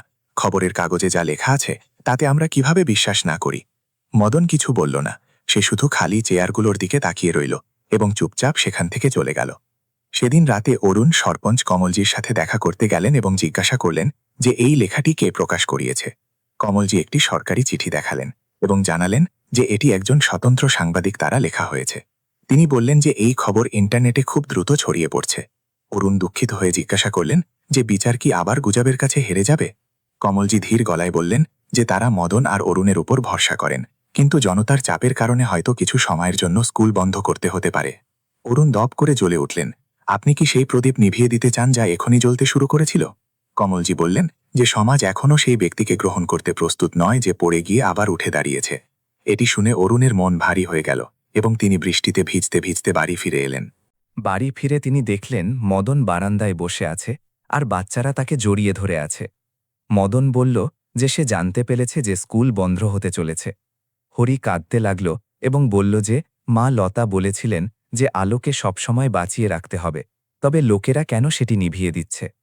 মদন নিজের সন্তানদের বলল যে কখনো কখনো লোক আলোকে ভয় পায়, কারণ সেটি তাদের সেই জিনিসগুলো পরিষ্কার দেখিয়ে দেয় যেগুলো তারা লুকাতে চায়। অরুণ বললেন যে তিনি এমন হতে দেবেন না এবং কাল তিনি শহরে গিয়ে সেই সাংবাদিকের সাথে দেখা করবেন। সেদিন রাতে তিনি ঘুমাতে পারলেন না। তিনি উপলব্ধি করলেন যে মানুষের সুনামি তার ভিত্তি হয় এবং যদি সেটি নড়ে যায় তবে দাঁড়িয়ে থাকা কঠিন হয়। পরদিন সকালে অরুণ আর মদন শহরে গেলেন। রাস্তা লম্বা ছিল এবং মদন খুব ডর অনুভব করছিল। যখন তারা কাগজের অফিসে পৌঁছালেন তখন ওখানকার কর্মীরা তাদের অবাক হয়ে দেখছিল। অরুণ দৃঢ়তার সাথে বললেন যে তারা সেই সাংবাদিকের সাথে দেখা করতে চান যিনি ওই লেখাটি লিখেছেন। কিছুক্ষণ পর এক তরুণ সাংবাদিক বাইরে এলো এবং সে হেসে বলল যে তারা কেবল পাওয়া তথ্যের ভিত্তিতে কাজ করে। অরুণ রেগে গিয়ে বললেন যে আধা সত্যি বলা মিথ্যে বলার চেয়েও খারাপ এবং ওই লেখাটি একটি পরিবার আরেকটি স্কুলকে ধ্বংস করছে। সাংবাদিক অবহেলার সাথে বলল যে মানুষ এই ধরনের খবর পড়তেই পছন্দ করে। মদন শান্তিতে নিজের পকেট থেকে পুলিশের সেই শংসাপত্রটি বের করল যা তাকে নির্দোষ প্রমাণ করছিল। এটি পুনরায় লিখুন, সে রুদ্ধ গলায় বলল, আমার জন্য নয়, ওই শিশুদের জন্য। সাংবাদিক একটু ইতস্তত করল, কিন্তু সে পরিষ্কার জবাব দিল না। তখন অরুণ টেবিলে হাত মেরে বললেন যে যদি সে সত্যি না ছাপে তবে তিনি তাকে আর তার পেছনে কাজ করা হেমন্তের মুখোশ খুলে দেবেন, যে তাকে টাকা দিয়েছিল। সাংবাদিকের মুখ ফ্যাকাশে হয়ে গেল। অরুণ বললেন যে তিনি জানেন হেমন্ত এইসব করিয়েছে।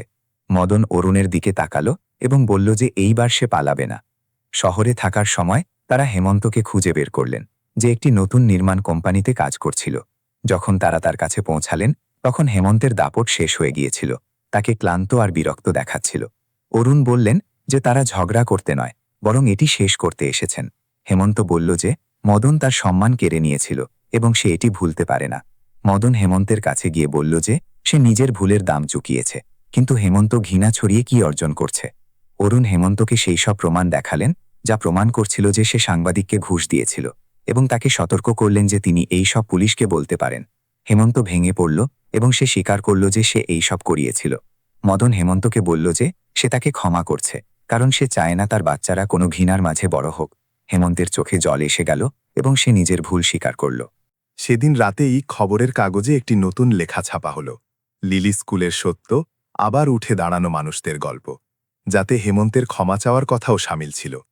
অরুণ আর মদন এটি পড়ে খুব আবেগপ্রবণ হলেন।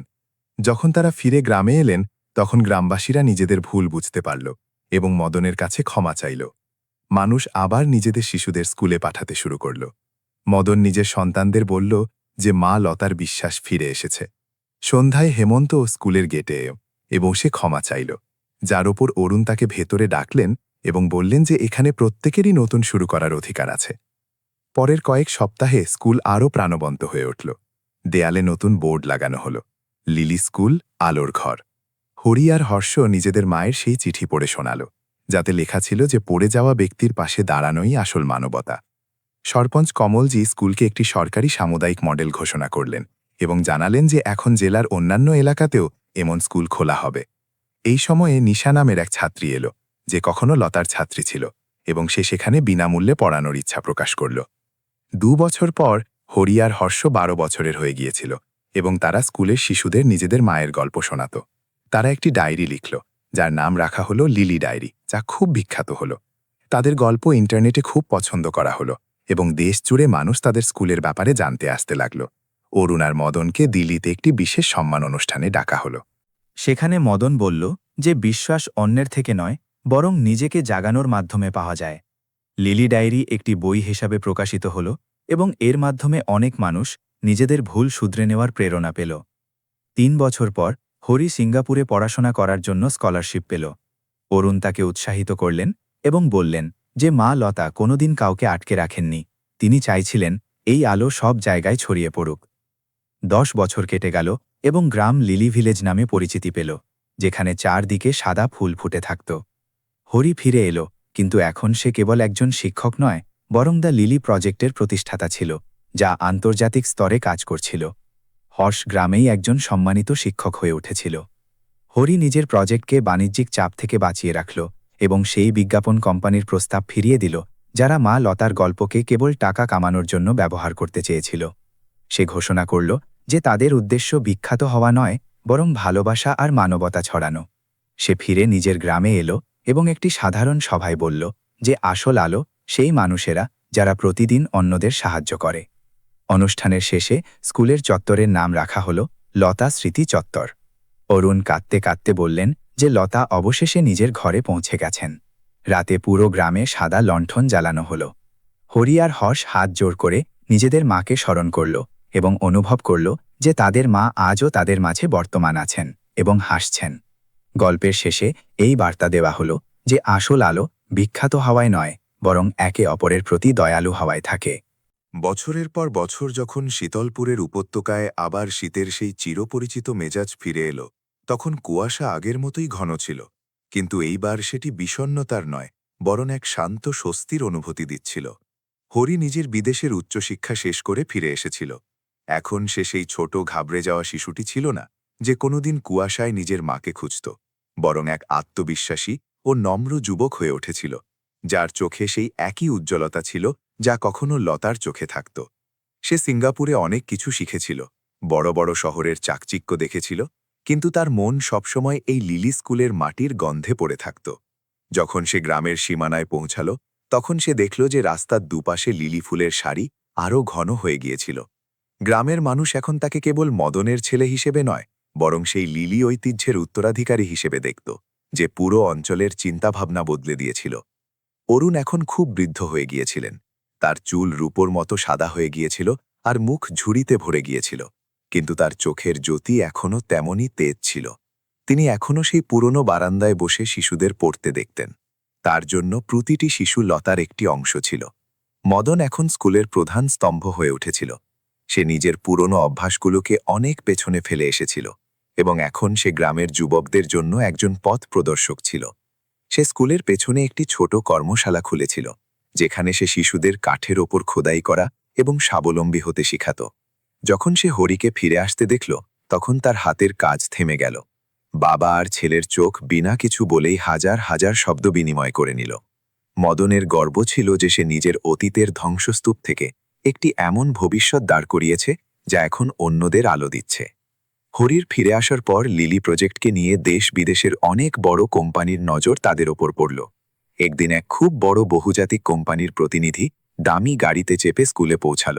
সে টেবিলের ওপর কোটি কোটি টাকার চুক্তির কাগজ রাখল এবং খুব গর্বের সাথে বলল, অরুণজি, আমরা আপনার এই গল্প আর লিলি ব্র্যান্ডকে পুরো পৃথিবীতে ছড়িয়ে দিতে চাই। আমরা এর নামে বড় স্কুল, হাসপাতাল এবং এমনকি রিসর্টও বানাবো। আপনাকে শুধু আমাদের এই নামের অধিকার দিতে হবে। অরুণ সেই কাগজগুলো দেখলেন এবং তারপর জানলা দিয়ে বাইরে খেলতে থাকা শিশুদের দেখলেন। তিনি খুব শান্ত কিন্তু অটল গলায় বললেন, বেটা, তুমি যে এই কোটি কোটি টাকা এখানে রেখেছ তা এই শিশুদের একটি হাসির দামও চুকিয়ে দিতে পারবে না। লতার নাম কোনো ব্র্যান্ড নয় যাকে বাজারে বিক্রি করা যায়। এটি একটি এমন অনুভূতি যাকে কেবল অনুভব করা যায়। যেদিন আমরা এর ওপর ব্যবসার মোহর লাগিয়ে দেব, সেদিনই এর শুদ্ধতা আর এর আত্মা শেষ হয়ে যাবে। আমাদের আপনার খ্যাতির দরকার নেই, আমাদের শুধু এই ভালোবাসার দরকার যা এই শিশুদের হৃদয়ে ধড়ফড় করে। হরিও নিজের বাবা অরুণের সুরে সুর মিলিয়ে বলল, উত্তরাধিকার সেটি হয় না যা ব্যাংকে জমা করা যায়, বরং সেটি হয় যা মানুষের চরিত্রে দেখা যায়। আমার লিলি প্রজেক্ট সেই দেয়ালগুলোর মধ্যে নেই যা আপনি বানাতে চান, বরং এটি সেই বিশ্বাসে আছে যা একজন অসহায় শিশু আবার নিজের ওপর করতে শেখে। আমরা একে কোনো দিন বাণিজ্যিক বানাবো না।